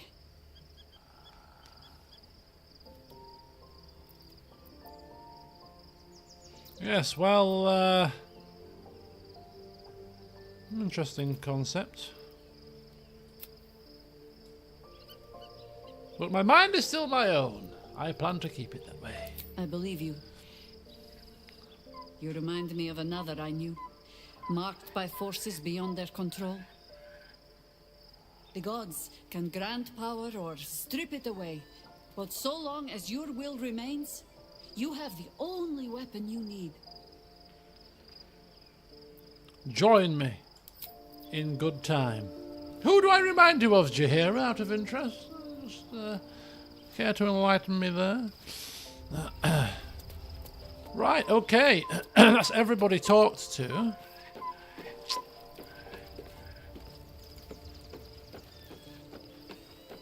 Yeah, we've been in here. So let's get to Magic Mirror. It's time to give Volpus a bit of a makeover when it comes to his physical appearance, and then we'll give him a makeover when it comes to his clothing. An equally short person. Check out the lookout spot for special camp song with vocals. We'll do that once we've done a makeover for Volpus, so he can experience it looking anew, looking all fresh. Let's go to Magic Mirror. It's time for a makeover. Got a bit of time on our hands here. Let's see what we can do with. See what we can do here. A bit of touching up here and there. It's time for a makeover. Let's give our Volpus a makeover. Right, so whilst we're making Volpus up, feel free to share any favourite parts of the game that are in the first couple of acts, of course, or if you've got any particular favourite parts of the series so far, feel free to chirp up, shout up, share your stories, share your thoughts. Volpus is pulling off a Yennefer and look like a runaway model after this. Oh, we can... Right, okay, what we're changing first. Clearly not going to change any of his voices or his skin colour. Body art.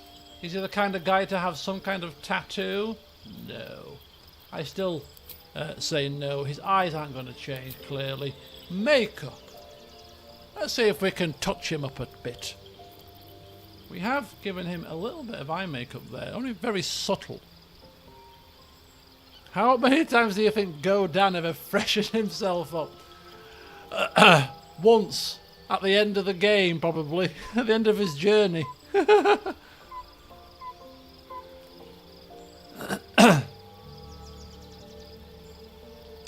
Oh, I did say the one thing that I was never going to touch was his beard and moustache. That's the only thing that's out of the equation. Volpus ain't changing his moustache. Eyebrows, hair, anything else, not a problem. Right.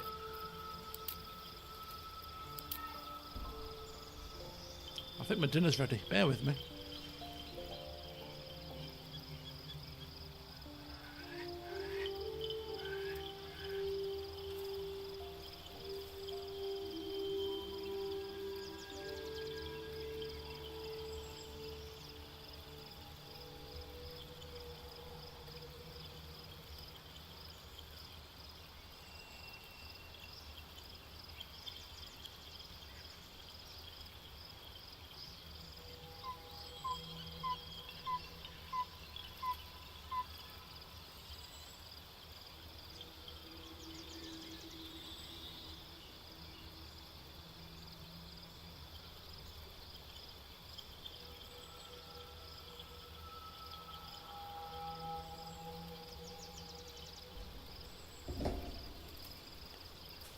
Right, okay.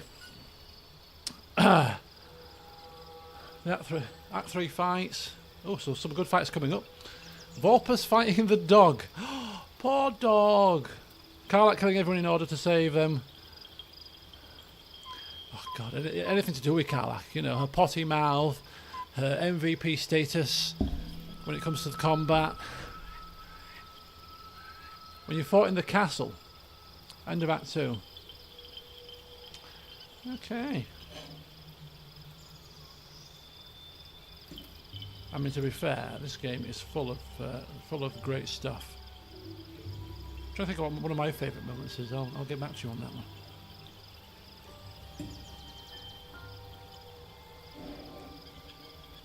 And it won't involve knocking poor innocent animals unconscious.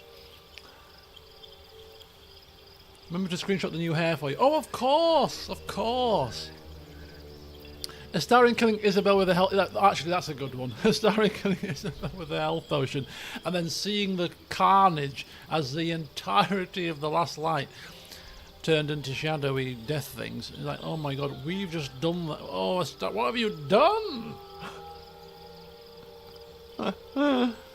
Oh no. Right. We gave him a tiny little bit of eye makeup, which I think was quite nice. I didn't want to go too heavy with the eye makeup. Actually, Oh no, no, no, no, no, no.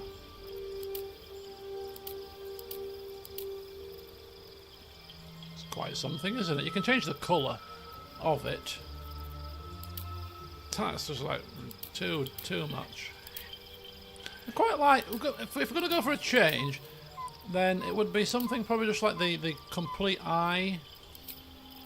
Oh, there we go, look at that, eye makeup intensity. A little touch, just bring out the eyes a bit, tight it in. Could go for a different colour though. Red. Oh, maybe a bit of blue. Ah. A bit less intense. It's a little touch of blue, maybe a lighter blue. Oh my god!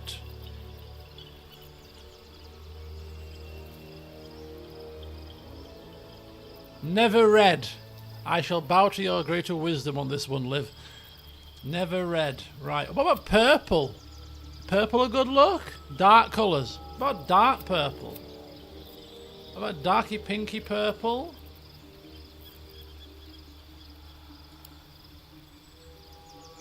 That puts it darker. Less glossy. And a little bit less intense. There's a little shade there. Does it clash with the blue? Dark colours. Dark blue. Dark blue with a bit more intensity. About there-ish. Needs to be the darkest colours. I'm getting an education in eye makeup here. I mean, the things you learn in computer games, I'm telling you. He's probably realistically acquired a battle scar by now. No. I quite like that. That's too dark. Let's go down a bit. About there-ish. What do we reckon? A darkish blue. I think it brings out the eyes pretty well. I mean, I'm not an expert in these things. What do we reckon? Liv has to be able to. Liv has to sign this off as passable. Cham, I don't know. No later than 10:30 at the very latest. Depends when we get through what we need to get through. I mean, we could be here till 10:30 just doing this, getting Volpus made up. But no, I like that. We'll go with a change to the eye makeup. Okay, so are we happy with the lips, or should we go with a change of lip colour too? What do we reckon?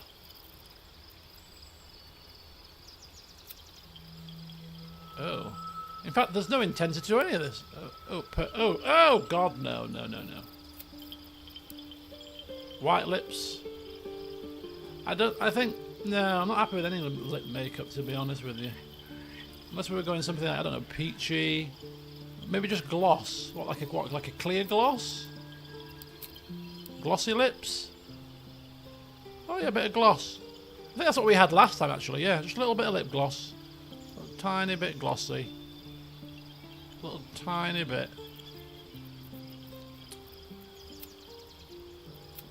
Maybe a little tiny bit. There you go. Just make the lips a little bit more glossy. A tiny little bit darker shade of red. A fuller look. Fuller effect. I quite like it. Right. Hair. Listen, Ollie. What did I say earlier about going to Lidl and looking your best? Strolling down the streets of Baldur's Gate. Sorcerer's sundries. Leafing through tomes, and before you know it, across the way with your hair and your lip gloss and your eyes. Oh, hello there. You like my lovely robes? Hi, how you doing? Vulpus. Right, this is probably the most important thing, because I've loved this hairstyle. So to change it is going to be painful for me. But what would Volpus go with? We're going to go one at a time, slowly and surely. We're going to have to go with the mass opinion here. First of all, no hair. No. That looks hideous. I'm opening it up for opinions, but I mean, no. There's a lot of hairstyles to go through. We can't do every hairstyle opinion. So if I'm saying it's a definite no, it's a definite no. Oh God, no! Holy flip flop! No, no, no. Mordekainen. No, we're not having. We're not having that one either. Oh, good hair at the back, thick hair, tied back. Yeah. We're not changing the hair colour either, by the way. So, I mean, there's a lot going on with this hair. We've got strands going down. We've got streaks there. We've got partings. We've got ponytails. This is like every bit of style in one. No, says Brandon. No. What's this called? I don't know. It's the mongoose tail. No, I don't like that one. No, we're not getting very far with this, are we?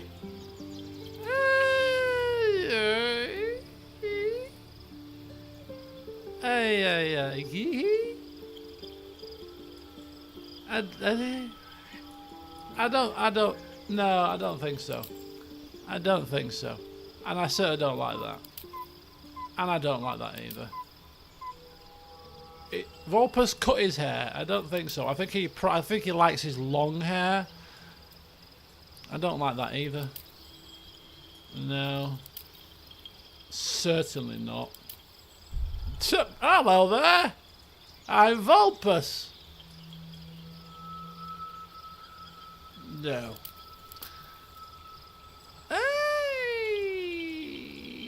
Yeah, it's not. That's not horrendous, but they're just a bit unkempt looking. He needs to show his face. Volpus after a night out.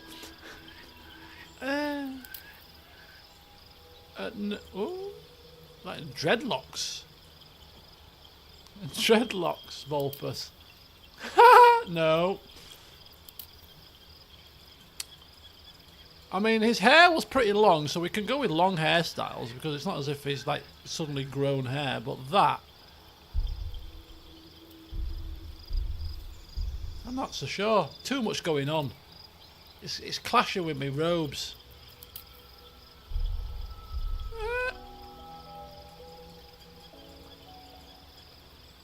I don't know, you know. There's something about that I quite like.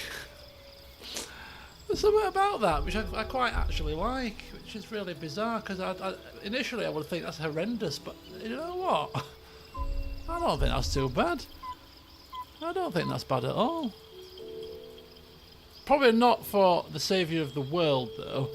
That's if we do save the world. That, nah. Certainly not. I don't like that. No. Nah. No. That's like Volpus's hair, and he's just kind of frizzed it up a bit and rested it over the shoulders. There we go. It was nice that it combs back straight, but now I'm just kind of going. Yeah? No. Okay. Oh, hang on. That's kind of neat and tidy. You know, he's styled it back. He's put a few kind of plaits in it. It's out of his face, so you can see his face. I kind of think that's palatable. Oh, that's palatable. You know, out of all the styles that we've got, that's probably the one I can see him walking around with the most. You know, yeah, maybe Shadowheart had to play with it, you know, as I was chilling out. Let me do your hair up, Vulpus, for you. What? Yeah, let me have a... just give it a try.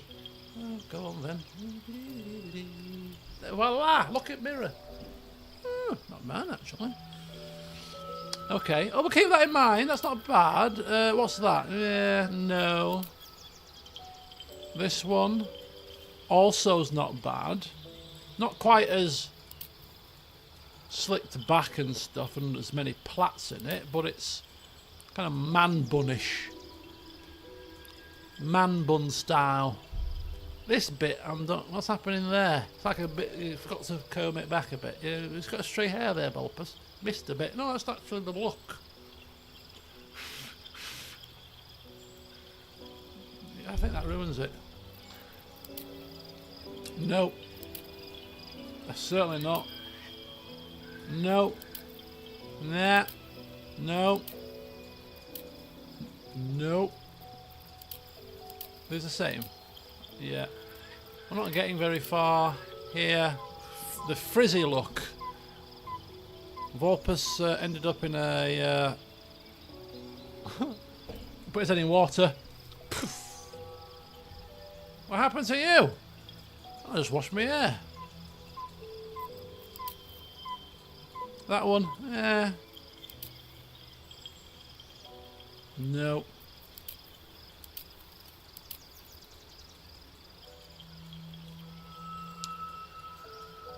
It's very similar to what he had, but it's just shorter, so it's like he's had his hair cut. That's quite smart, actually. Volpus has got a haircut. I want Volpus to have long hair. I don't know why. I kind of think wizards, long hair, better look. I mean, this is quite smart.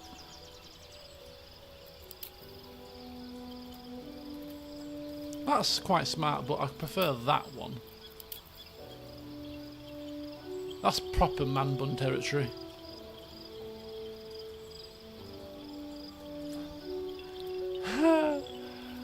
Do we even dare give Vulpus a man bun?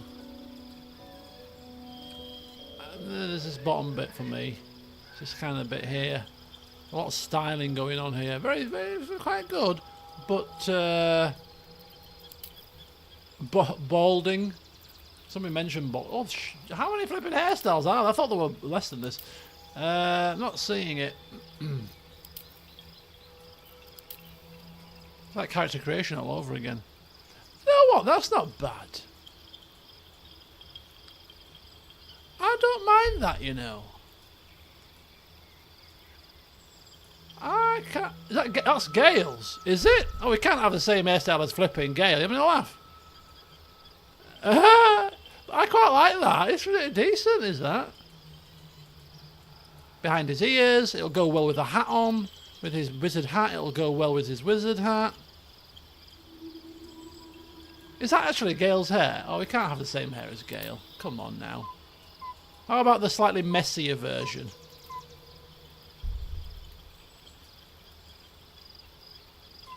Now you said it's Gale's hair, I'm more inclined to actually wear it, because Gale's coming with us. We can have a lot of jokes about this. It could be the running joke of Act 3. The banter between them both about the hairstyles.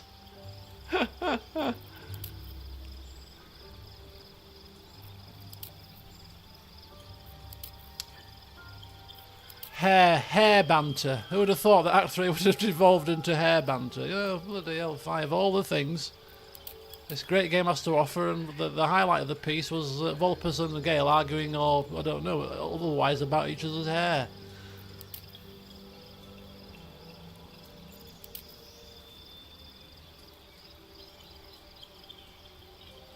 Nah. Ooh. I like this.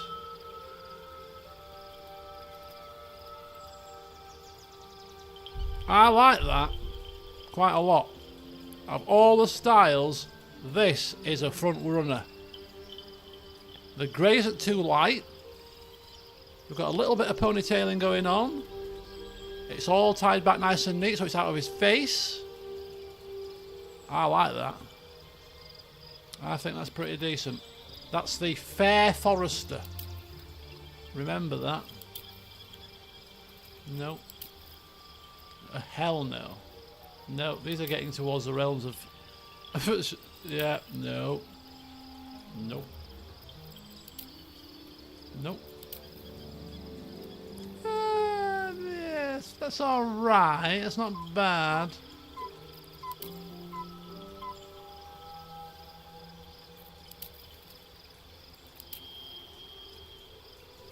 look at that. Proper. Yeah. Different style, Volpe. Different style. Look at that. No. I mean, that's not horrendous. As much as it's like, yeah, I wouldn't have it. It's not actually that bad. It's neat, tidy, long hair tied back. And, you know, health and safety. We've got to think of health and safety as well. You know, hair flopping all in your eyeballs, middle of combat, not a good thing to happen. Hair on fire, certainly not a good thing. Wisps hanging about, flailing about near torches. Did they have more hairstyles? I don't know, maybe. I don't recall there being this many, to be honest with you, but they could have done. That's, yeah, health and safety nightmare right there. Ooh, no. No. Kind of funny, because I'm like, you know, you're looking at hairstyle like, ugh, that's horrendous. And like, some people will have hair like that. Well, my hair's like that, it's just called it horrendous. I don't think what it is. Get your haircut. Doesn't suit a gnomish elf wizard is what I'm saying. I'm being diplomatic about the situation.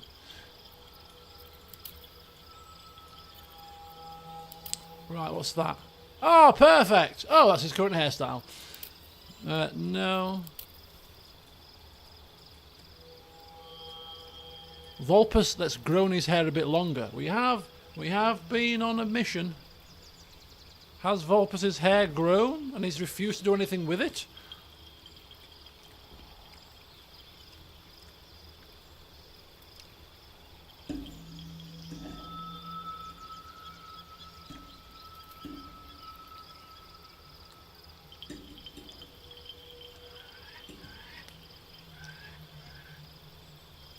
Very elvish, very wizard.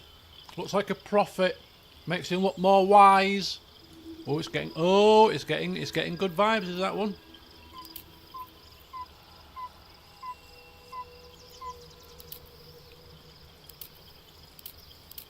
Okay, so it's a toss-up between two then, I think. It's between the pinned and perfect, which is that one. Was it that one? Yeah, pinned and perfect. So we've got a bit of ponytailing, styling, slick back, not in the eyes, long hair dribbling down, you know, man of refinement. So there's that one, or there was the other one, which was the fair whatever it were called, the fairy, the airy fairy. Where was it? It was fair something or other. Can we not search for it? Where was it? Let me just see the other one quickly before we make a decision here.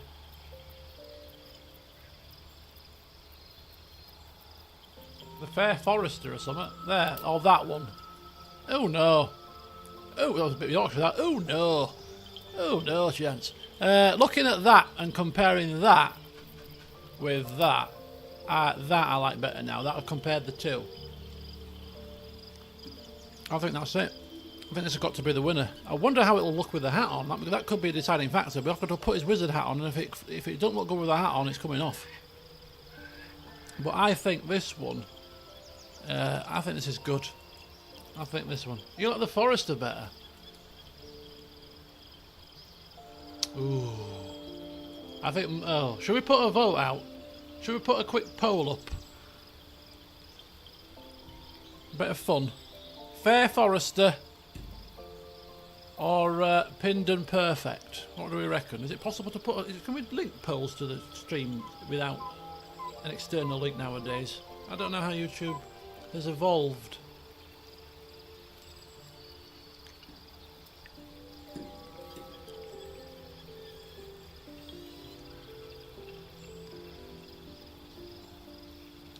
Just, I can create a poll. Right, perfect. How do I do it? Bear with me. Let's do it. Music off. I'll start a poll. Ask a question, yes or no. No, it's not a question. Hairstyle. Fair Forester. Pinned and... Was it called Pinned and Perfect? Pinned and Perfect. There we go. Start a poll. Off we go. Oh, There we go.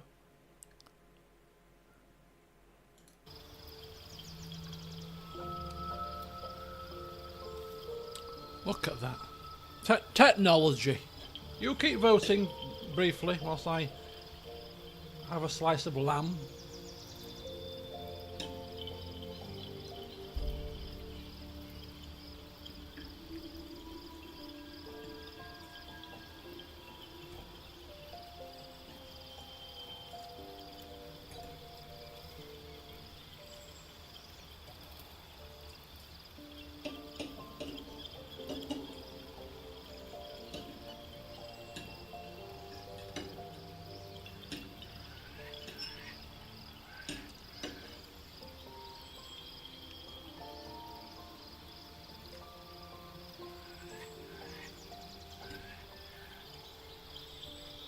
Them birds are noisy, aren't they?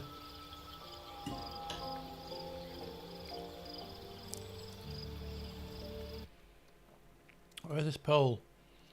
Right. Pinned. Oh, we've still got people voting.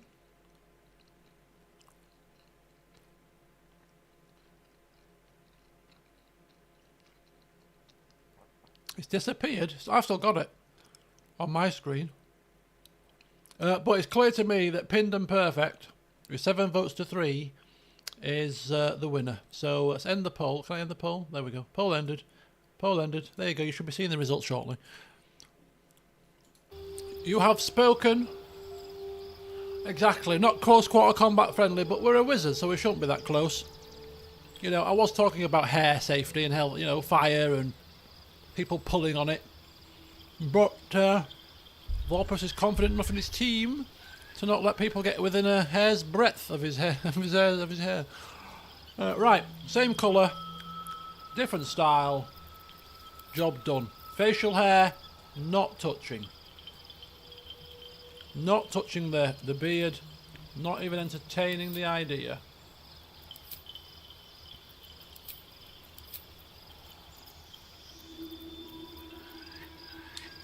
Right, the only other thing that we failed to look at is the earrings. You can't really see the earrings behind the hairstyle on this one. But we shall keep looking, because some earring styles don't go on the lobe and go on the side of the ear. Bavarian fangs.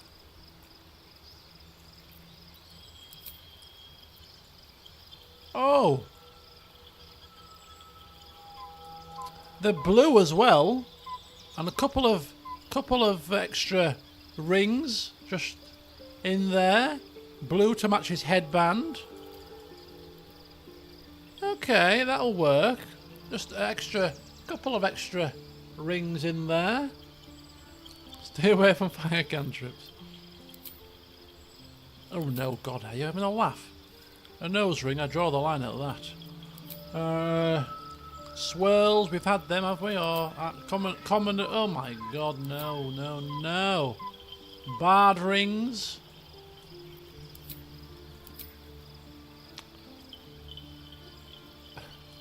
Should we give him an eyebrow piercing? He got a little piercing there, but clearly the eyebrow piercing is the centerpiece of this set. Vulpus with an eyebrow piercing. What do we think?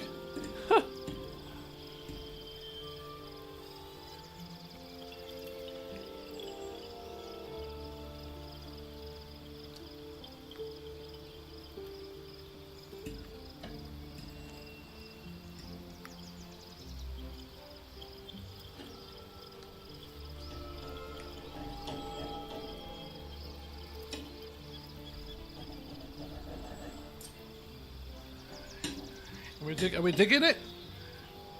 His mother will be mortified. Mid-age crisis piercing.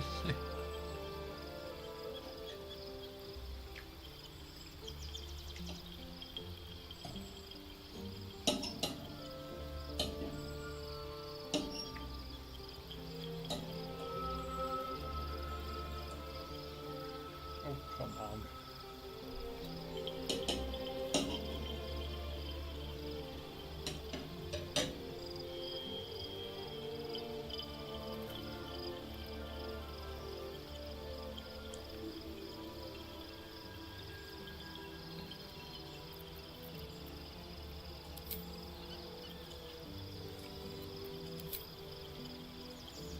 Oh.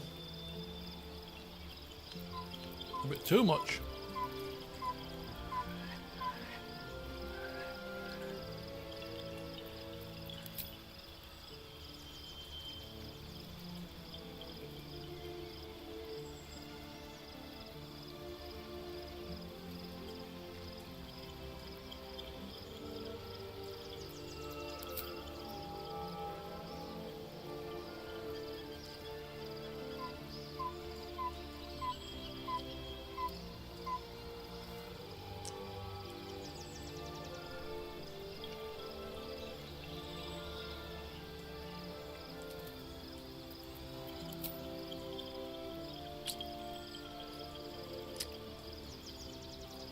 Can't even see that one. Okay. Easy breezy.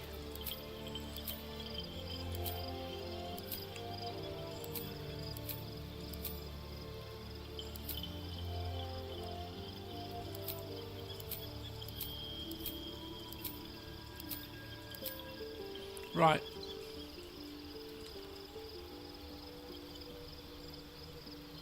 I think there's one in there. Is there one inside there? Is it just my eyes? I think there's one in there. Right, well, you know what? We'll give this a blow. I like the blue. There's a little, slightly hint of blue there, which will go with his, headpiece. A couple of extra rings on the ear there. Something in there which we can barely see, which is a good thing. He's a gnome of the gnome variety gnome. Is it forest gnome? What's the name of the gnome? Forest gnome, right? Yeah. A gnome of the forest.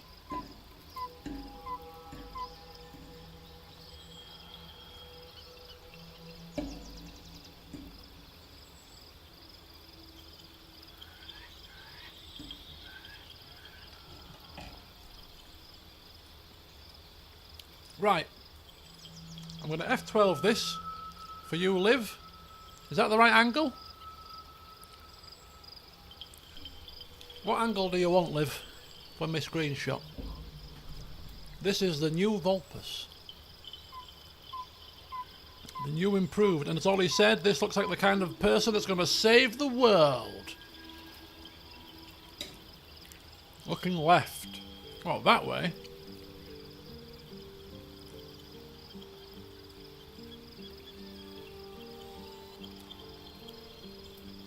How about that? Is that good?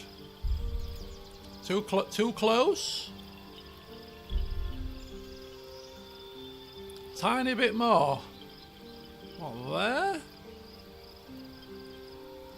Further away. Oh, further. That's as far as it's either there or it's here. Perfect. There? Right, let's F12 it. Come on. This is the new saviour. Him walking down the street in Baldur's Gate is going to draw the crowds in. We've not even touched his clothes yet, by the way. F12. There we go. I'll send that to you. The new Volpus. Looking good. So now we can see him with his Alundra Blaze headpiece on. And with his pose. Oh, look at him. He loves it. He loves it. Look at that. The acid test, though, is how does he look with his hat on? The gnome has got his hat on. Hip hip hip hooray! The gnome has got his hat on and it's coming out to play. It's very similar to his style when he had the regular hair. So it's perfectly fine. Palatable. Still long. When it comes off, I actually think he looks better with the hat off, which is saying something because I like wizard hats. But that is much better. That is a Volpus that means business. He looks a lot more. I'd say he looks a lot more menacing now. And I say menacing is probably not the right word, but he looks like he means business, and if he was to put his face in a serious pose with a hair like that, grey as well, which signs a sign of wisdom. You were like, oh, hang on, you've upset the wizard. Shush. He'll turn you into a toad before you know it. Shush. Look at him, he's angry. Hand on hip. Sorry, looking down. Sorry, sir. Sorry about that. The new and experienced Volpus. Yeah, I like it. Even he's saying something when I prefer a Volpus without a hat than with a hat. That does say something for what we've done with him. Why did you insult his earrings, you idiot? Look at him. He's gonna kill us. Yeah, but he's not gonna blow you up in fire. I've heard you don't like fire. He'll turn you into an icicle instead. Right, so Volpus looking good, but not quite as he needs to, because the final piece to this entire puzzle is we need the attire to match. So Volpus has had this attire for a little while, the old black and blue look. It's time for a change. So without further ado, it's time to do over Volpus's clothing. Never a dull moment. Never a dull moment, Vulpus. I completely... Look, he can't help himself. He's turned back to the mirror. Do I look good? Look, I'm not so sure. What do you think of my hair? Vulpus, turn around, will you? Trying to get your clothing sorted. Oh, if I must. Oh, sorry about that. Right. I'm still going to put my hands on my hips, though. Yes, you... Oh, look at that. Stop! Turn this way. Come away from the mirror, will you? What are you bloody doing? Oh, bloody hell, fine. Stand here. Okay. Flipping hell. He couldn't get enough of the mirror, could he? Oh, now he's this drop. Right, come on. Pull yourself together, man. Right, let's get the dies sorted. We picked up a set of dice, didn't we? Or did I move them now? Anyway. Die time. So, I'm going to save this because we've only got like select few dies. And you can't preview them, so... If we use a die and don't like it, I don't want to really waste some. Or if it's like the last die or something. Type, there we go. So we need a colour scheme. So we've had Volpus in what colours? We've had him in black. We've had him in... I think we've had him in... What else would we have him in? Do we have him in green? Red? Do we have him in red? There are many new die options in Act 3. Oh, don't worry. This is not the end of the Volpus's change of appearance. Volpus likes to keep things fresh. If new dice come available, we'll be using them, don't you worry. Orange will go with the blue. Orange? Orange? Orange? Drake die general. Pale pink. Pink and turquoise go together, right? And pink's in fashion. How about like a purple to match his staff? Like a purpley colour. Quick set. I've saved it. I've saved it. Definitely saved it. Pale pink. Let's just give pale pink a little go, because you never know, do you? Pale pink could be good. Could be good. Right, Vulpus, hang on for a second, sir. Just trying a bit of pale pink action here. Yeah.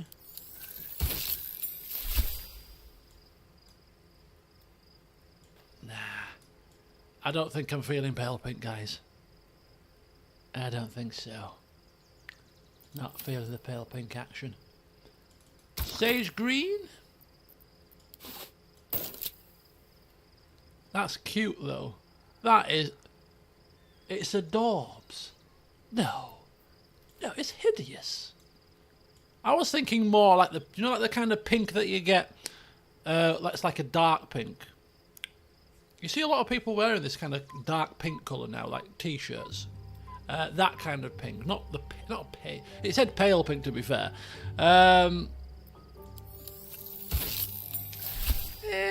Green. I'm not a big fan of green. Hot pink. Is that what it's called? Have we got a hot pink dye? Sage green. How about sea green?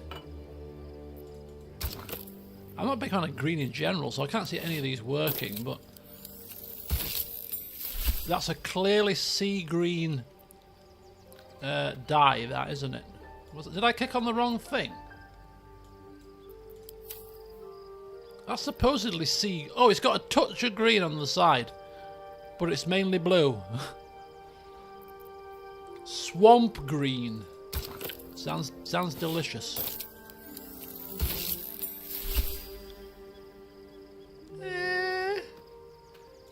Not bad. White. Oh, now white. A wizard in white is always good. I like a wizard in white. If it's a proper white, this could be a winner. This could be a winner. Oh, I think this is the one we had before, right? Did we have this before? Red and white?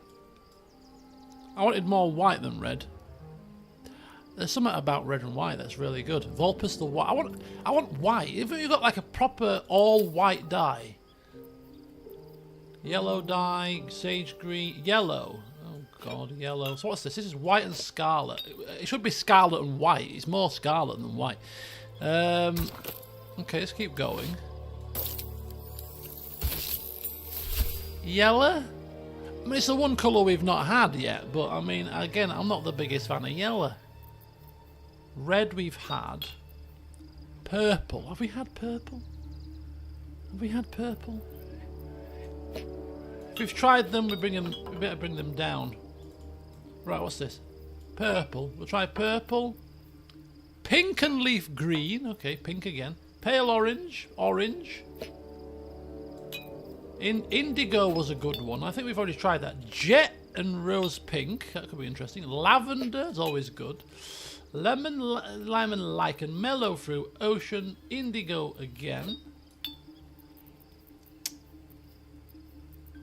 Lavender. Is that lavender? Where's indigo? There's indigo.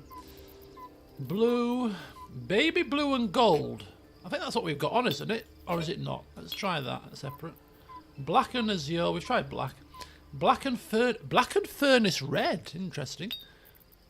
Black and jade green. Bloody plum. I think we've tried before, but it wasn't great. Deep lilac is interesting. Brown alabaster. Sounds hideous, but could be good. Drake general. I think we've never tried. Dye remover. We never use. Green dye. Lemon, lime and lichen. Sounds like a sweet. Green. Mellow fruit. Ocean. Not so bothered about. Orange. Right, here we go. So jet and rose pink. We're going to obviously reload this after we've tried all of these, by the way. All this waste. Black and pink. We've had black, but not black with pink. What's that? Jet and rose pink. Pink rose. I mean, it's not a massive change from what we've got. But do we want to go completely different, or maybe just a little touch-up? I mean, I'm just thinking of the blue. I don't know, does it go with the blue? We'd have to change the hat as well, by the way. Black and pink, it's not bad. Not bad. Not bad. Indigo, we might have already had. Pink and blue. A goth punk. Have we had proper purple? This is indigo. I like this. Reminds me of Fedoran. This is indigo. Have we had indigo? That looks like Gale. Oh, it's Gale. It's Gale again. I like indigo. It's a front runner. It's a front runner for me. Is this one? Indigo's a goer. It's a front runner. Let's put it here for a second. Lavender.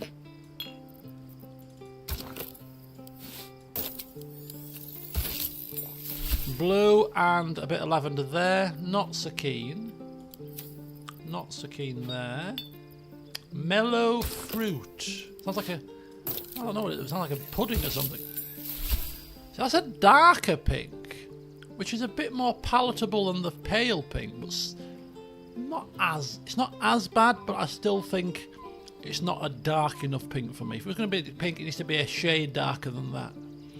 But it's kind of, it's better than the other pink, but not quite there. Mellow fruit. Pink isn't bad. I'm not saying pink is bad. I'm just saying it needs to be definitely a darker pink than that. Purple, I think. Have we had purple? We may have had purple already. Let's just double check. Yeah, we've had purple. So indigo isn't too far from purple, to be fair. We've had this one. I remember having this one. So indigo is not far from purple. So the question would be, is it too close to purple? And we should go for something different. Pink and leaf green.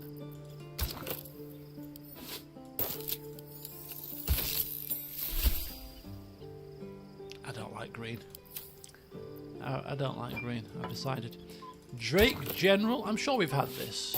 Jake General? Oh, it was the Jake General that we had when it was red. I'm sure it was this one. I'm sure it was, yes, with the thingy, and we had the cloak of the Red Prince on at the time. I think we've definitely had that one. Lemon, lime, and lichen. It's not. It's the closest to white we've had, but it's not white enough.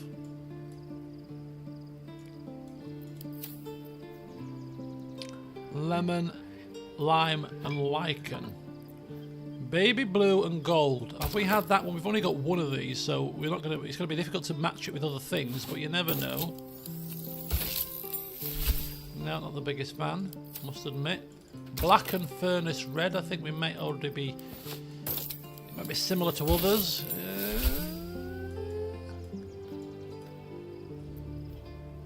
Kind of like that, but again, it's too close to the colour we've got. It's black, and we've had black.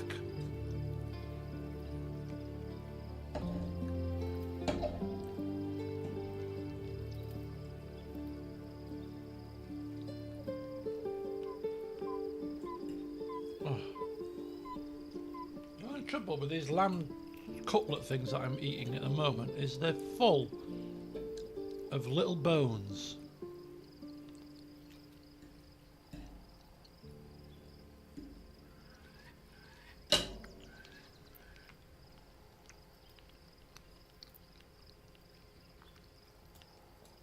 Black and, what's this? Black and furnace red?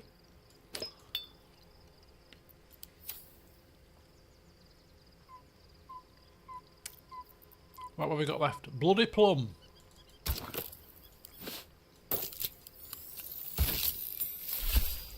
Now that's a proper purple. A proper purple with a flash of red. Ooh, I like that. I quite like that. Deep lilac could be very similar.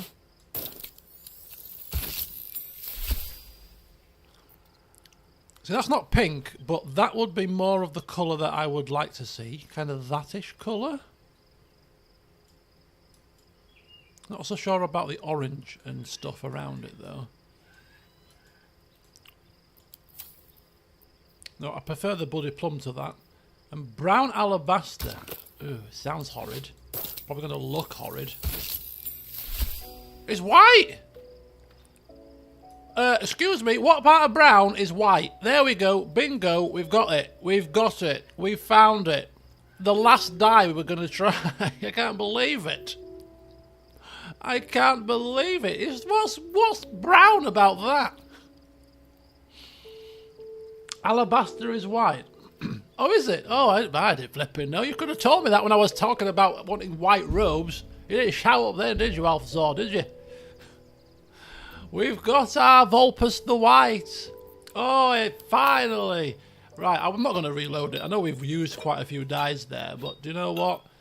In for a penny, in for a pound. We found it. Right, cloak has to be white too. Or do we go for a different colour cloak? What do we reckon? Obviously, you can't go with blue, but if for a cloak colour, what do we think? White cloak? Different colour cloak? Pink, maybe? Purple? Purple and white. Gold? We haven't got a gold dye, though, have we? Have we got a gold dye that we could use? All white. Okay, all white it is. What? It's going to have to be, isn't it? It's going to have to. Oh, hang on. Hang on. It better go properly white. Oh, it's brown and white, but it's still white. It's brown and white, but it's still white. What do we reckon? Are we happy with brown and white? I think it's fine. I think it's good. I think it's good. This is the acid test, though, right? This is the acid test. This better work. You better give me a white hat. It was just a brown base. I ain't messing about your game. Don't mess me about. Oh, it's a brown hat. Oh, no. Oh, it's a brown hat. I did say I preferred the headband. So the headband is gonna... This is the clincher for me. This is the clincher. The simple fact that that is as it is.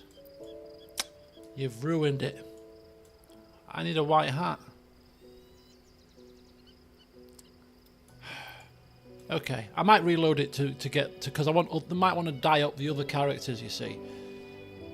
Try the other white dye on the hat. What other white? We haven't got any other white dyes, have we? Have I missed a white dye all of a sudden? There's nothing with white in it. Pale pink, dye remover, black and azure, ocean dye,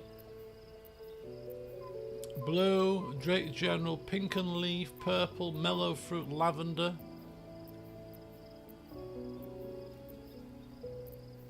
Orange, pale orange, sage green, sea green, pale pink.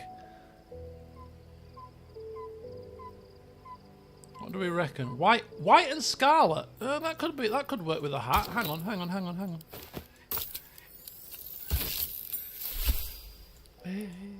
White and scarlet. What about white and scarlet for the cloak?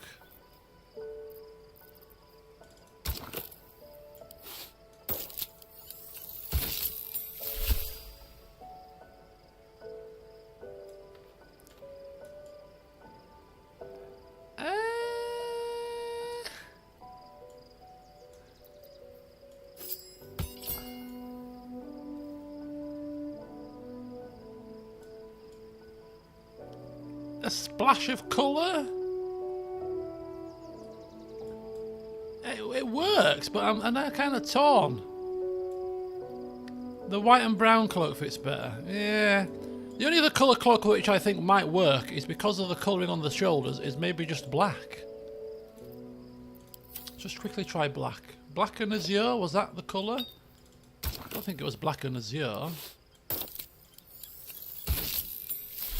No, it's black and blue.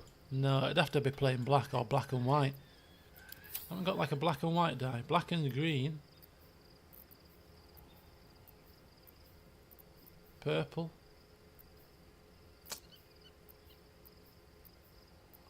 Black and furnace red. I'll try it. Because sometimes they don't marry up with the item. No, that's not good. Bloody plum, deep lilac, brown the baluster. Is that the one? Yeah, that's the one, isn't it? Orange, pale orange, sage green, pale pink, white and scarlet. We've tried that. Red dye, yellow dye.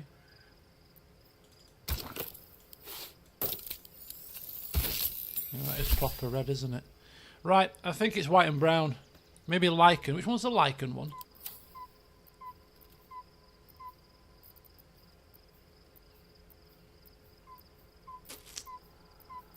Lime, lemon and lichen. Lemon, lime and lichen. Oh, no. I don't think so. Let's go back to where we were. It's like a fashion parade, this, isn't it? Hello, sculptor. You're in Sweden today. I have a dye called pale white. I do not have a dye called pale white. Are you kidding me? There's no dye called pale white. Pale orange. If I've got a dye called pale white, I'm gonna eat my wizard hat. Pale pink, pale orange, ocean, mellow fruit, lemon, lime, lavender dye, Indigo dye, indigo dye, dye, dye, dye, dye, deep violet dye, brown and ballaster dye, baby blue and gold.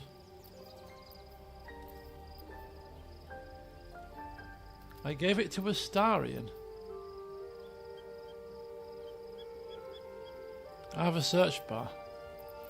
Yeah, so I remember being told about this in the last stream, and I'm like, oh my god, there's a search! Oh, hell, this time, and the last stream was about a month ago, so that's my defense here.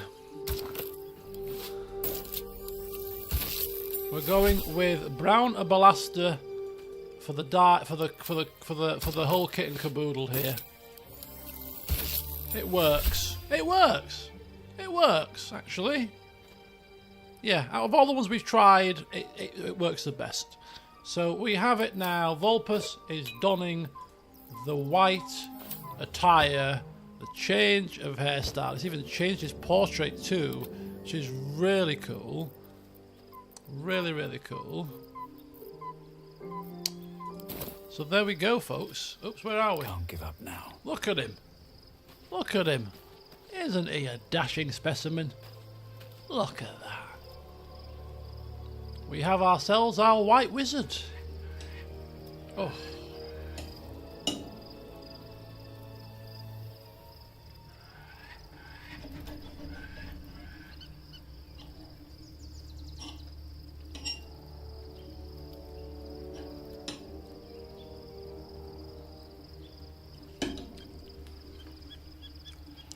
He has blue boots.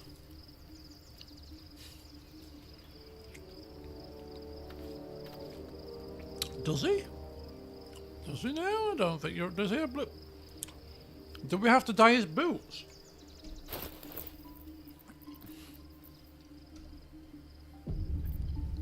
What a day. Damn. No one stopped me yet.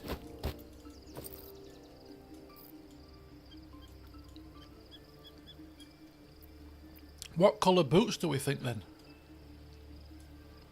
What? You could, I mean, they're barely noticeable.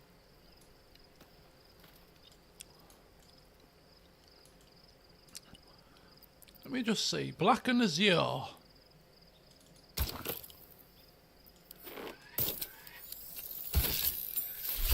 That's black and blue, isn't it?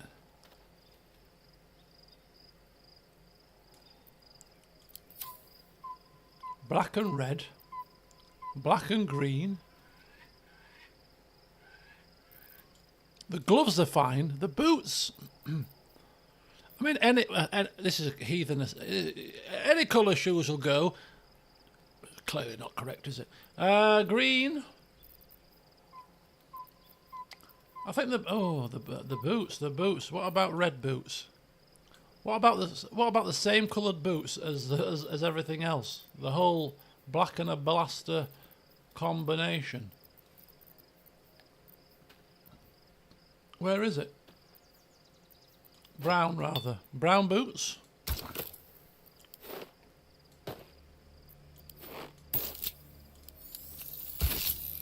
Oh, now they're good.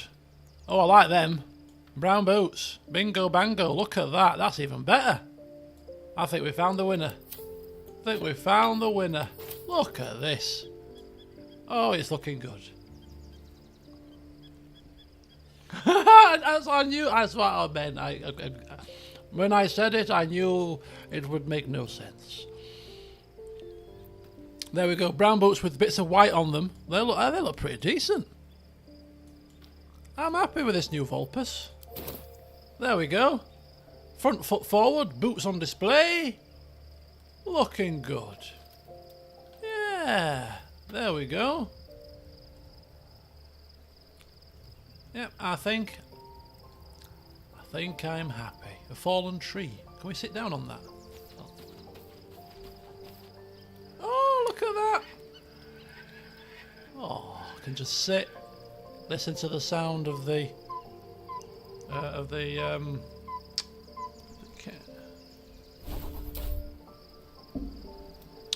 I've forgotten what the hotkey is to remove the interface. Was it F10? Jesus Christ! How on earth? Honestly, I completely forgot the hotkey. Like F10.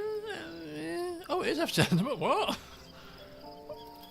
It's amazing how you just remember these stupid things. I've never hardly used it. Anyway, there you go. Memory's still working then. The memory for random things that you really, really need to know. But what's my name? I don't even know. What's your name again?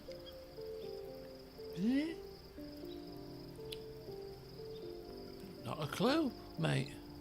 Yeah, but you can remember F10. You've pressed it twice in your entire life, and you've played the game for over a year. You remember that, didn't you? Well. Certain things just stick, and others don't. Can we get another screenshot? Okay, we can do. Do you want a screenshot of Volpus sitting, chilling, This is quite cool. If we could get rid of this, it'd be better. What's causing that? What is causing this? Oh yeah, lookout spot and music. That was what you said. I quite like that. He's like looking up, pondering, his boots dangling, sat on a tree. But I want this. What is that? Is this a spell? I want rid of it. See invisibility. Oh, it is a spell. Can we cancel? Oh, I haven't got my thing on. Can we cancel it? How do we cancel?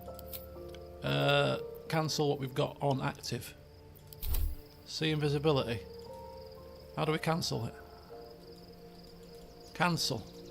Get rid. Until long rest. I'd have to rest to get rid of it. Unless you can cancel it. From active effects or something. Down here, what's this?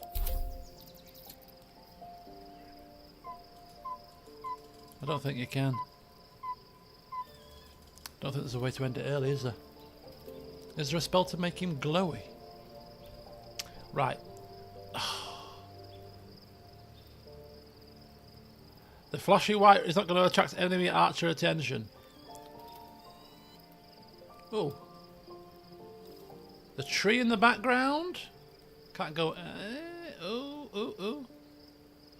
Oh, if it wasn't for this flipping thing, right?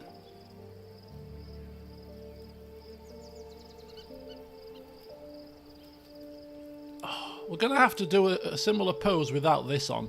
I don't want to rest in case it advances the game, because this is a scripted camp. So if we rest, I think it might advance stuff. I don't want to advance anywhere. Someone can Photoshop it out. That's probably Liv saying you doubt my artistic skills. Go on then. Right. Do me... yeah, get rid of that for me, but I kind of want this as my new wallpaper. My current wallpaper is Volpus on the furnace when he'd just beaten that big golem thing. I was considering advancing the session, but I don't think I am. I don't think so. I need to do a lot more stuff with the characters yet. I need proper daylight. I don't want daylight. I like nighttime. I quite like this. Right, angle. I want a bit of a starring in the background. There's good. We've got a bit of the books over there's good. Looking up, pondering. I think that's a good one. I think that's not bad. What do we reckon? I mean, I'm going to F12 it anyway, just in case. But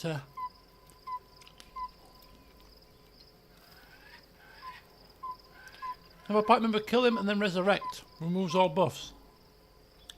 For the purposes of a screenshot, that's not a bad idea.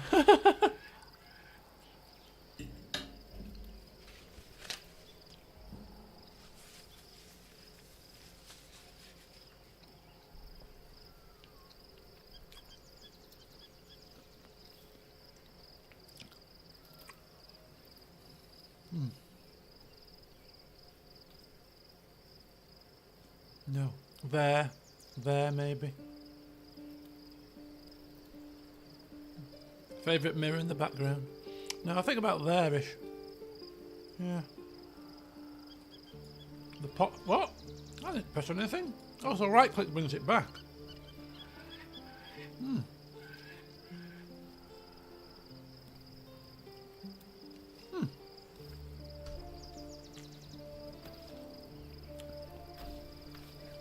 Right.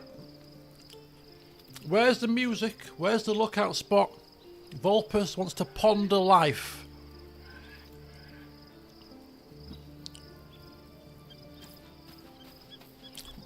He's strutting around. What do you think? I can just imagine him going up to every character. Karlach! Karlach! Leave me alone, I'm chilling out here. We've had hours and weeks and months of killing things. I just want to enjoy myself. No, look, what do you think I look? How do you think I look? Look at me. Hey, soldier. Oh, damn it, it's taking it off. It's because we forced ourselves to be in this attire. Near Jaheira. Right, okay, near Jaheira. Volpus strutting around camp. Shadowheart! You said before... Just close your eyes. What? Just close your eyes. Okay, fine. You said before, you never known anything like me. You never know, all that kind of stuff you said before. I completely forgot now because it's irrelevant. I was just joking. Look at me now. What do you think? Ta-da! Oh, you're all in white. Oh, very nice, Volpus. Very nice. Very good. So good, I've fallen asleep. Oh, god damn you, Shadowheart. Pimp your camp clothes too. See, that's a couple of fancy clothing shops. Really? We've got 10,000 gold. We've got 11,000 gold.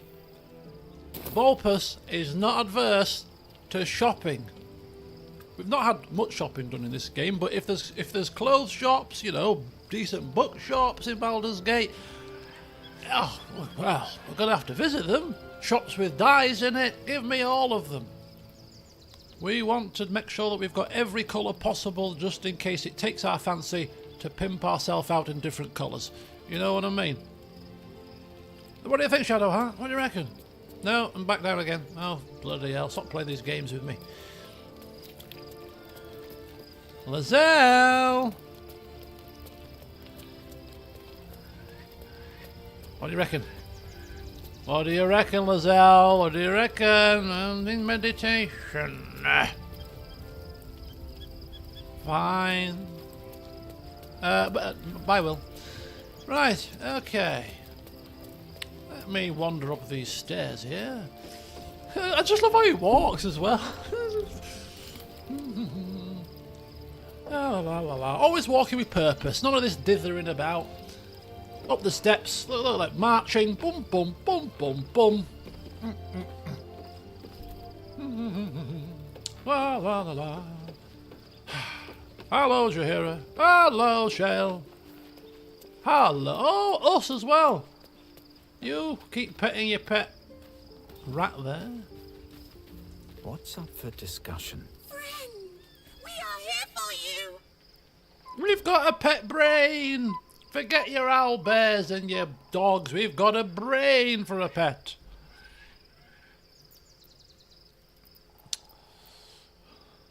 So you may draw the wrong sort of attention. What kind of attention? Who in Baldur's Gate, other than me with my white clothes on, strutting about, is going to be walking down the street with a pet brain? Nobody. I think it's unique. I think it's fantastic. But don't you want to serve the Absolute? What Absolute? The Absolute does not care about us. And we do not care about the Absolute. That is the right answer. We are different. And we are saved. Friend! Oh. And to think we could have killed this thing at the first... In the prologue, if you will. Where would we then? Where would we be then? Brainless. No, we have a pet brain now. We're very happy. We won't let Shale Heroes call him a pet because he'll probably crush us in his hands. Great big hulking elemental earthy hands.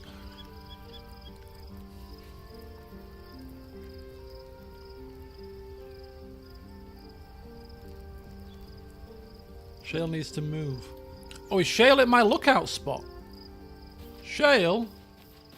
Can you bog off, please? Shale, you're in my way, mate. I've got music to have here. Is this where is this the lookout spot? Is Shale in the way, literally? Shale? Can we dismiss Shale?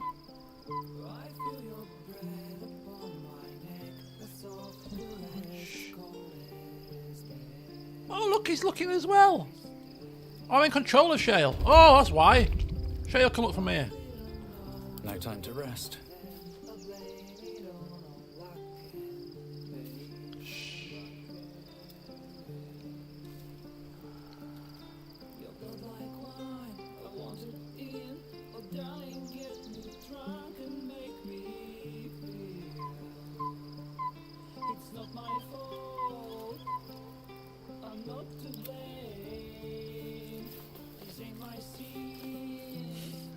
Have a lot on my mind, and well, in it.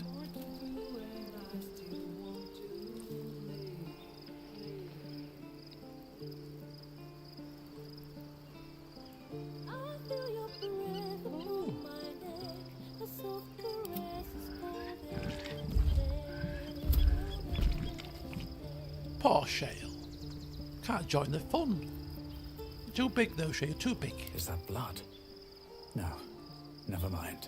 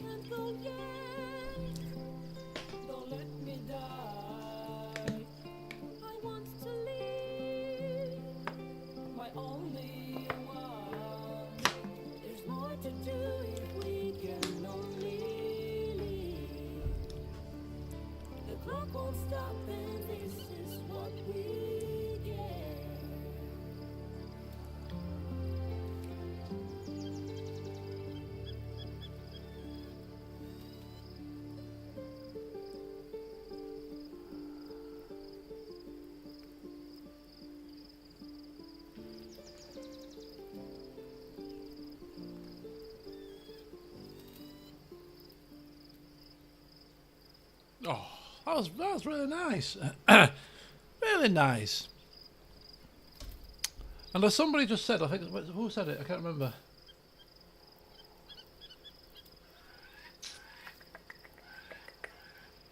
I think somebody said they didn't know or didn't know about this. And that's one of the beauties. Obviously, this game is massive. It's massive, isn't it? It's absolutely huge. But that's the beauty of it. You know, as somebody said, you could play this game through once and you've not even seen half of it. There's just so many little hidden things, little touches, little things that just enhance the experience. You know, just little things that they've taken care to put in, and it's fantastic. It really is. I think somebody asked me where does this game. I think somebody asked me earlier on where does this game rate in my list, and I don't like to make any sort of ratings or decisions on the game until I've completely finished it.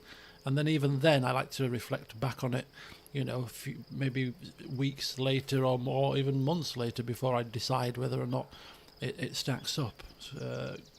I sometimes struggle to assess a game when I'm sort of playing it at the time. It's not until I look back on a game when it's said and done and I think, actually, that was a flipping damn good game. But I think when I've said and done with this at some point next year, I'm sure, I'm going to end up in a situation where it's only happened probably once in my gaming history, where I finish playing a game and I'll be like, what do I do now? I mean, it happened when I finished playing The Witcher. I finished playing that and I was like, oh, I finished it now. I'm like, oh, this epic game that I've thoroughly enjoyed playing is now over. What the hell? What the hell? I couldn't literally see a game coming close to it for a long time. I really, really enjoyed it. But I think it'll be the same for this. I really do. I mean, obviously I'm taking a bit of a break now, but when I start playing this again, rest assured I'll be playing it in great earnest. And that will mean that when I finish it, I'll have played it for over 250 hours probably. I'll have played it a hell of a lot of hours in a shorter space of time than I played the first 150 hours, I think, because I'm going to be doing a lot more recorded sessions the next time round too. And then once I finished it, I'll tell you what, and it might not sound really strange, because I mentioned it many times now, but out of all the characters that I've created, and I've created a hell of a lot of characters throughout the years, a hell of a lot, you know, this guy is going to be probably the one that I miss playing the most when I stop playing. I'm gonna miss him massively. My little Volpus. Yeah, I think he's a little gem. I really do. I'm biased because I created him, but I mean, I've created many characters, and some of them I'm like, yeah, I've played them, and when I've stopped playing with them, never give them a second thought. But this little guy, oh, I'm going to miss him. I am going to miss him. And it was really bizarre, because when I created him, I think I created him before the live stream, but I created him on the live stream, but I'd already created him off camera to get him sorted. I was kind of apprehensive about creating a gnome, because I'm like, there's certain classes of characters or races that I just never play. Elves being one of them, gnomes being another. He's like, well, gnome, hey.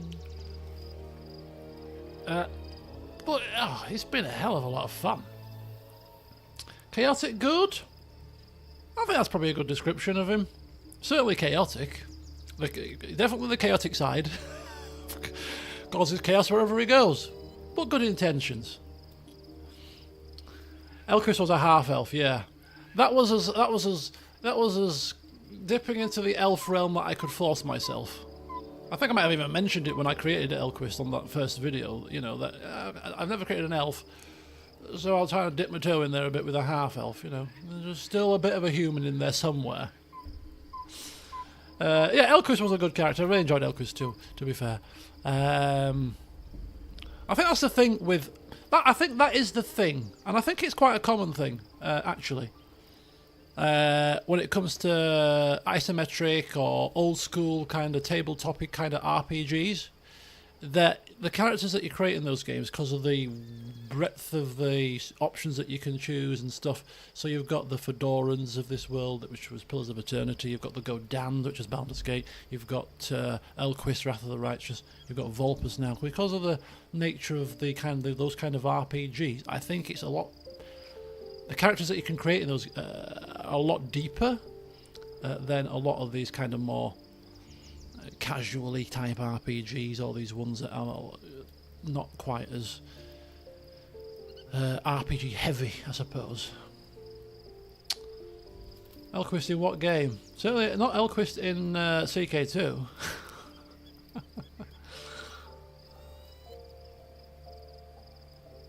It's a high hurdle to clear for a good character. Tries to help us at the cost of his personal interest and well-being. I think he's demonstrated his ability to do that, hasn't he, Volpus? Kingmaker. Did I say Kingmaker? I didn't say Path of the Righteous. I thought I said Pathfinder. Or maybe I did. Maybe I misspoke there. But yeah, Path of the Righteous will be coming. I don't know when though. I still have my eye set on as Shelley mentioned there. Cyberpunk. Somebody mentioned Cyberpunk. But we've got Kingdom Come Deliverance coming out, but I'm not holding my breath that will be ready in a state to be played with pleasure on release. I think there'll be bugs and glitches and stuff, optimization issues if I was to have a guess. So I think that won't be coming for a little while. Fallout London I want to play when that's sort of patched and sorted a bit. So there's so many games, but I'm not kind of fearing my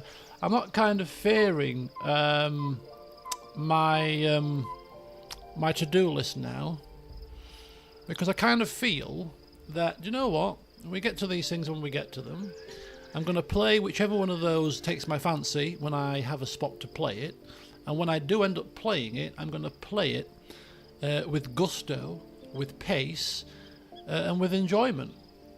You know, Fallout 3. I know Fallout 3 is a shorter game, don't get me wrong, it's about 25 hours I think it was, or whatever, it maybe even less, but the kind of pacing of that, the regular uploads of the videos, you know, throw in some streams with that, and, you know, we can be getting, you know, 50, 80 hours into a playthrough, which will cover a lot of games. There's not many games that take more than that, in 2 to 3 months tops, because we've been going through at a decent rate. And I think that's the kind of line I'm going down. Rather than spreading myself thin and trying to do 3-4 series at a time and getting them uploaded sporadically, focus on 1 or 2 games and get them, really dive myself into them, so that I'm not putting them down and picking them up, putting them down, picking them up consistently in dribs and drabs. I can get into a good routine with them, get into a good pace with them. When I start playing them, I know what happened last time instantly because I only played it 2 days ago. I think that works better. So I think that's going to be that's what, if the last 2 months has taught me anything, it's, you know what, just pick a couple and dive in and enjoy them. You know, that's the way I think it works best for me, especially, you know, as things are at the moment, and as they will probably continue to be. But yeah, so I know this hasn't really been the most exciting of streams. It wasn't intended to be. It was just a little throwback, and I'm not intending. We can babble on for a bit longer, but, you know, it's basically a celebration of this game more than anything. And I think you can't celebrate more than a game, and you can't say much more about a game than, for me, when you can create a character in a game that brings such joy to your, I say to your life, sounds a bit dramatic, but it does. You know, sitting down and playing this game for you guys and for myself as well. For these streams, I said I've done 50 streams, 49 streams, and I've looked forward to, hand on heart, every single one. Because this game is just so damn good. It gives you the tools to have such an awesome time and play it in a manner that you want to play it. You're limited by your own creativity. It's just, it's fantastic. It really is. So yeah, Volpus is still got a long way to go. We ain't seen the back of him yet, and hopefully you continue to join me for the rest of the journey. It's gonna be a blast. I'm sure that Act 3 has got some really good stuff in it, some good shopping, some good battles. You know, I'm sure the story will ramp up. We're going to have a lot more fun. We're going to be using some new characters. Maybe Vulpus will end up in a romance. You never know. I'm hoping. You know, the poor little guy. I want him to have someone to enjoy his retirement with. You know, in his wizard school that he's going to start up. Don't forget, start up a wizard school. It's his goal. It is, Shelley. You're right. It is. I don't think as much now, but certainly maybe even 10 years ago, as little as 10 years ago. Let me show my age here. People used to look down their noses at video gamers on video games. You know, you're playing games for. You're just a layabout, waste of space. You know. I have found video gaming has is great for a lot of things. It's great for a lot of things. Now, for one thing, I think it's especially the type of games that I like to play. Yeah, I play a lot of fantasy sort of stuff, but I play a lot of like Total Wars and historical campaigns such as CK2 and stuff. You can gain a hell of a lot of knowledge from video games. None of the questions on the chase that came up, by the way, that I was on, I could answer because of video gaming. But a lot of the episodes of the chase that I used to watch with my mate, that I used to go around every Friday to see and have dinner with until we fell out 2 years ago. A lot of the answers from the chase, she'd always say it. Like it became a bit of a meme, if you will. She'd be like, "Did you know that from a video game?" Because every time I got an answer that I knew from a video game, I was like, I tell you why I know that answer. She went, why? Because I played it in a game, or I learned it in a game. And it was uncanny how much knowledge you pick up from certain games. So it's great for knowledge, but enjoyment, of course, it's a hobby. I think unless you're crazy in what you spend, I think it's also a relatively reasonable hobby in terms of finances. Some hobbies you've got to spend an absolute fortune on. Video gaming nowadays with the Game Pass and stuff like that, you don't have to spend a fortune to have a wealth of video games at your disposal. So it's I think definitely nowadays, especially with the medium of Discord servers and things, it doesn't have to be quite so isolated as it used to be. Especially for someone like me who was a single game player more than a multiplayer player rather. A single player gamer. You can share your experiences with people online. You can make friends online. So it's not necessarily quite so isolationist anymore. Certainly for if you've got any kind of health concerns going on, it's great for taking yourself away from those for a short period of time. Fantasy type games where you can create your characters and create your stories, it's a form of escapism, and with the world of YouTube and streaming and Twitch, for a lot of people it's become it's also become a career. I mean, fair play to people if they can make fortunes from streaming games. I mean, in some respects I would love to be able to say that, what do you do for a living? I play games, mate. Yeah, I play games. It's all I do all day. I love it. In some respects, I would love to be able to say that. In other respects, if it becomes a job, I think no matter how much money you're earning, it probably takes away a little bit of the pleasures of it. But yeah, computer gaming, it's fantastic. I'm a bit biased, of course, but I think it's also testament to how many people actually play games nowadays. You can speak to 10 people on the street out random, and more than half of them will probably be playing video games at some point. Maybe not as every day, but at some form or another will own some form of console, PC or something, and play a video game. And even to the point now where you look at somebody, profile them, 65-year-old, walking stick, doddering about behind closed doors, is whooping people at Call of Duty. So it's become obviously, and a lot of games, of course, are bigger in terms of kind of revenue, in terms of box office appeal, than a hell of a lot of movies. It's fantastic, and I can say that hand on heart. Because when I started video gaming, when I was age 5 on my old green screen Amstrad, little did I know that gaming would come so far. I've been there from the beginning, really. Back when TVs were black and white. Pen and paper used to be for nerds. Nowadays I play with students who are going to be doctors in 2 years. Yeah, pen and paper. Yeah, pen and paper's cool. Pen and paper's great.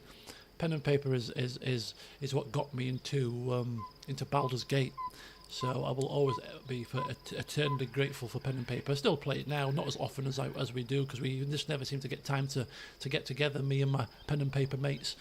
But But yeah, pen and paper is an awesome experience. The laughs and jokes and the creativity and the scenarios that you can concoct, it is absolutely fantastic.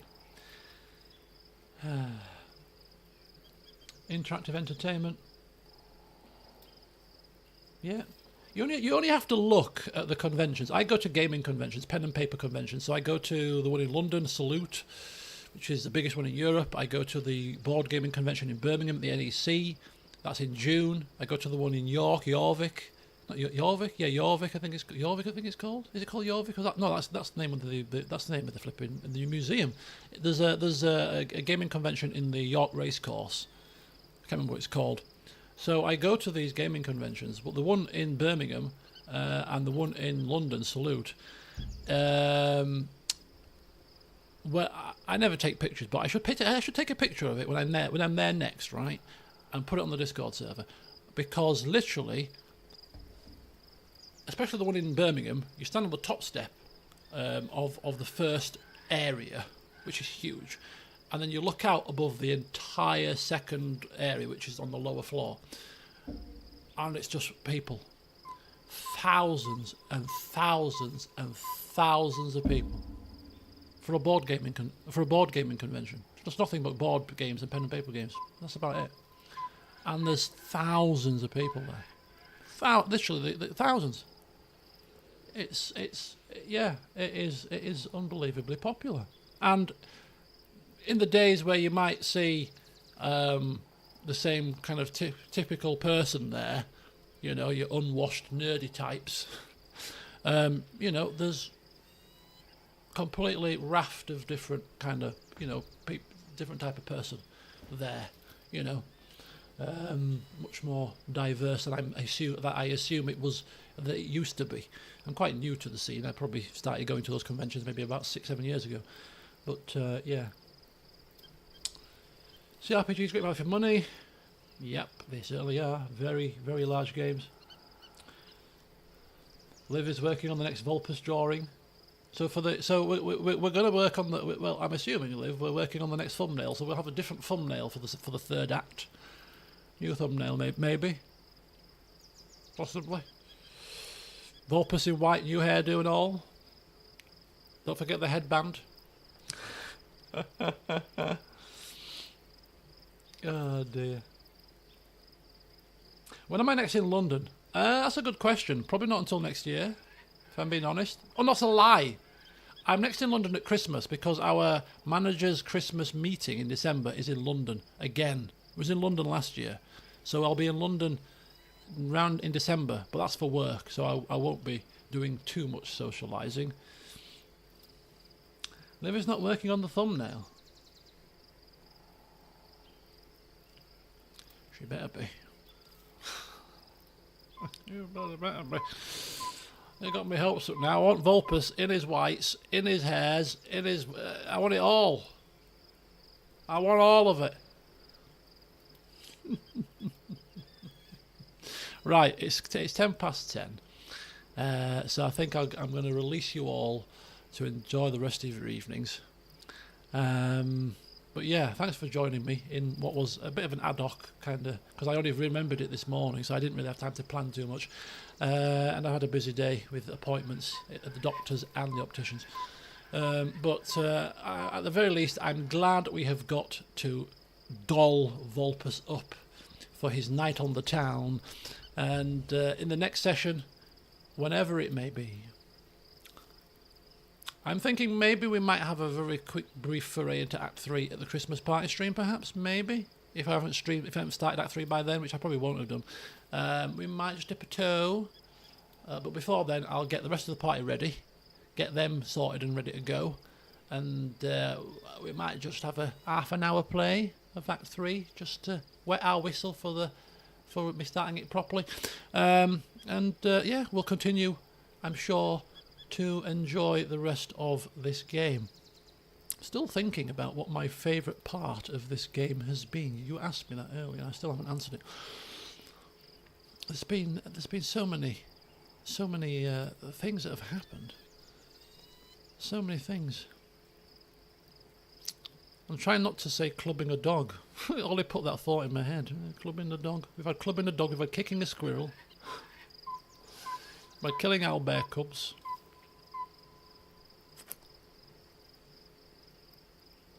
Do you know what, actually? It's not, I say, favourite part, but one of the most memorable parts of this game for me, actually, come to think of it, right, was when we descended down. I get to these things eventually, Ollie. My mind is like a scatter graph. When we descended down into the forge area, and we went into the forge area, and we had that really tough boss where you had to kill him in a certain fashion. You had to do this, pull that lever, do the hammer thing, and all the rest of it. And it took me 2 tries, which I thought was pretty decent, because people were like, oh, this took me ages to figure out.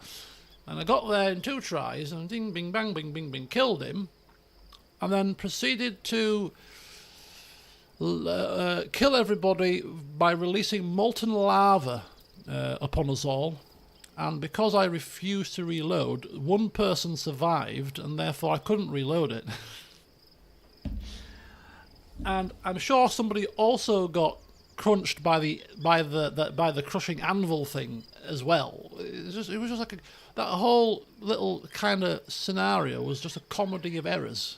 I think it went into the comedy clips, but it was just like we'd done the hard bit, killed the thing, and we did more injuries to ourselves after it that we care to imagine. And I think I've used all of my resurrection scrolls apart from a couple.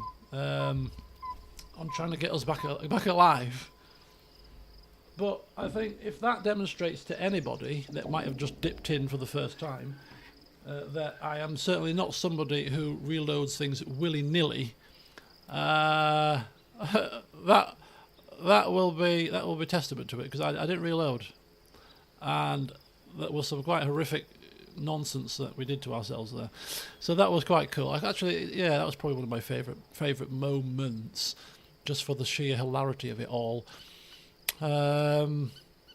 Yeah, I mean, Volpus has had many a conversation with people where we thought it was going one way, and we ended up ticking them off, or saying something that he intended to be a funny quip, and we just knew that the game is not gonna understand this as sarcasm. And the conversation went a bit south. People have ended up dead, attacking us. Oh, it's all been a blast. And I think also another of my favourite things, as strange as it may be, because I'm completely not like this in real life at all, is just the sheer fact that we have a character that likes to take pride in his clothing, in his look, and changes his attire several times throughout the playthrough. You name me a playthrough other than getting other new armour or just getting new equipment as we're going along that actually has changed their look just because they want a fresh get-up. You know, he is the king of bling. He is Mr. Drip. He is the narcissistic one. There you go. So I'll leave you with that thought, and yeah, go forth, enjoy the rest of your evening. Have a great rest of the week. Tomorrow is Thursday, and I have no football, so I am going out after work, so I might not be back until about 6:30, but I'm planning on getting back and maybe streaming from about 8 o'clock onwards. Some Deus Ex. I'm not going to promise, but I want to stream it. I'm looking forward to streaming it, so it'll be a late notification if I do. So just stand by your beds, stand prepared, because at 6 o'clock you might get a message on Discord saying I'm streaming at 8. I'm back in time and I'm streaming at 8. So yeah, you're going to get a rare Thursday stream tomorrow, all being well, and then over the weekend I'll see what I can conjure up in terms of recorded sessions. Cham, enjoy your holiday. You are away for a month. You lucky bugger, you. I was putting off GG to continue. Yeah, Gigi's coming tomorrow. Enjoy your holiday, Charm. And I was going to say something. Oh yeah, I have been putting off booking a holiday because of me ailments. Because obviously, until you know what's going on with yourself, travel insurance purposes, but also you can't really enjoy your holiday if you've got a black cloud hanging over you. But now I've had today's results. Yes, I've got further tests to have done, but I'm kind of now in the mood to start looking for a holiday again, because we were supposed to go away to Amsterdam in September for my mum's birthday, but we've kind of postponed that, so I'm going to end up going somewhere in the UK, maybe Wales or something in September instead, which will still be lovely. Yeah, I think I'm going to start having a bit of a gandaroo at some holidays for November time. But yeah, Charm, you have a fantastic time. I'm sure you might just check in once or twice whilst you're away, hopefully, you know. But if not, you're going to have a lot to catch up on, aren't you? But anyway, have a good one. And yeah, hopefully see some of you tomorrow for some Deus Ex as we return to that. And yeah, old Volpus will be back at a time to be confirmed. But we'll leave you with this fantastic backdrop. Our brain pet. And the man himself with his famous pose. Until next time, folks. Goodbye for now.